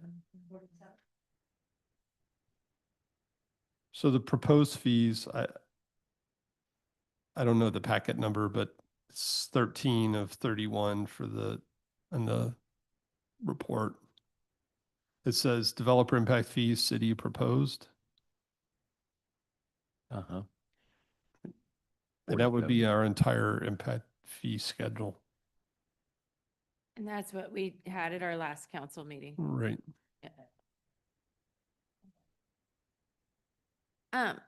I think that the philosophy statement behind how you arrived at all the fees, I'm extremely comfortable with. So, if you guys use that process to come up with these things, that works for me. I added my little point about, what we're trying to do to pick up some of the programs missing from ACRA. But I also definitely feel your point about it not being reciprocal with the school district. So if there's anything we could do to help with that, let us know. But other than that, I'm super comfortable with moving forward with this. Yeah, looks like a great piece of work here. Yeah, thank you for all the effort you put into it Thank you. and the staff. Thank you. It was all hands on deck. It was a very It's all exciting organized, exercise. Pam.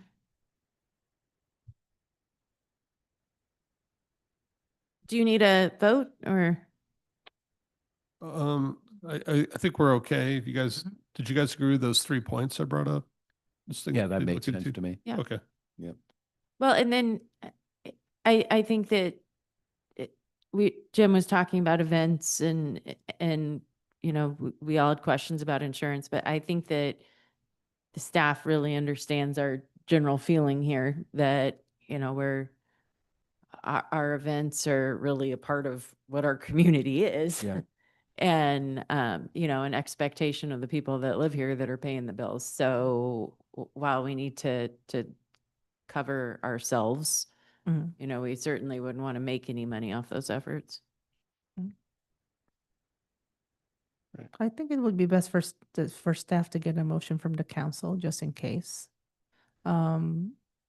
Just to, are we fine with the way things are along with, The impact fee changes and things. mhm, Yeah. along with the modifications that you proposed? Yeah, I think we're all nodding our head. Yes. Or we could we could note it in the minutes as a consensus. Yeah. And then we It's a can- consensus Mhm. and the impact fees were a whole other agenda item anyways. Okay, will do then. Thank you. Okay, thank you, Pam, for all that work. Mayor and council member reports.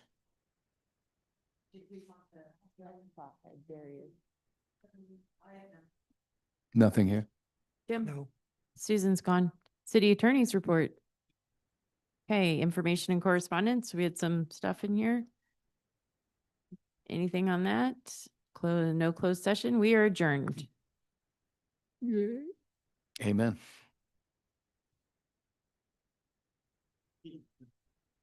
Yeah, somebody sent me a picture from Pioneer. There's a lot of.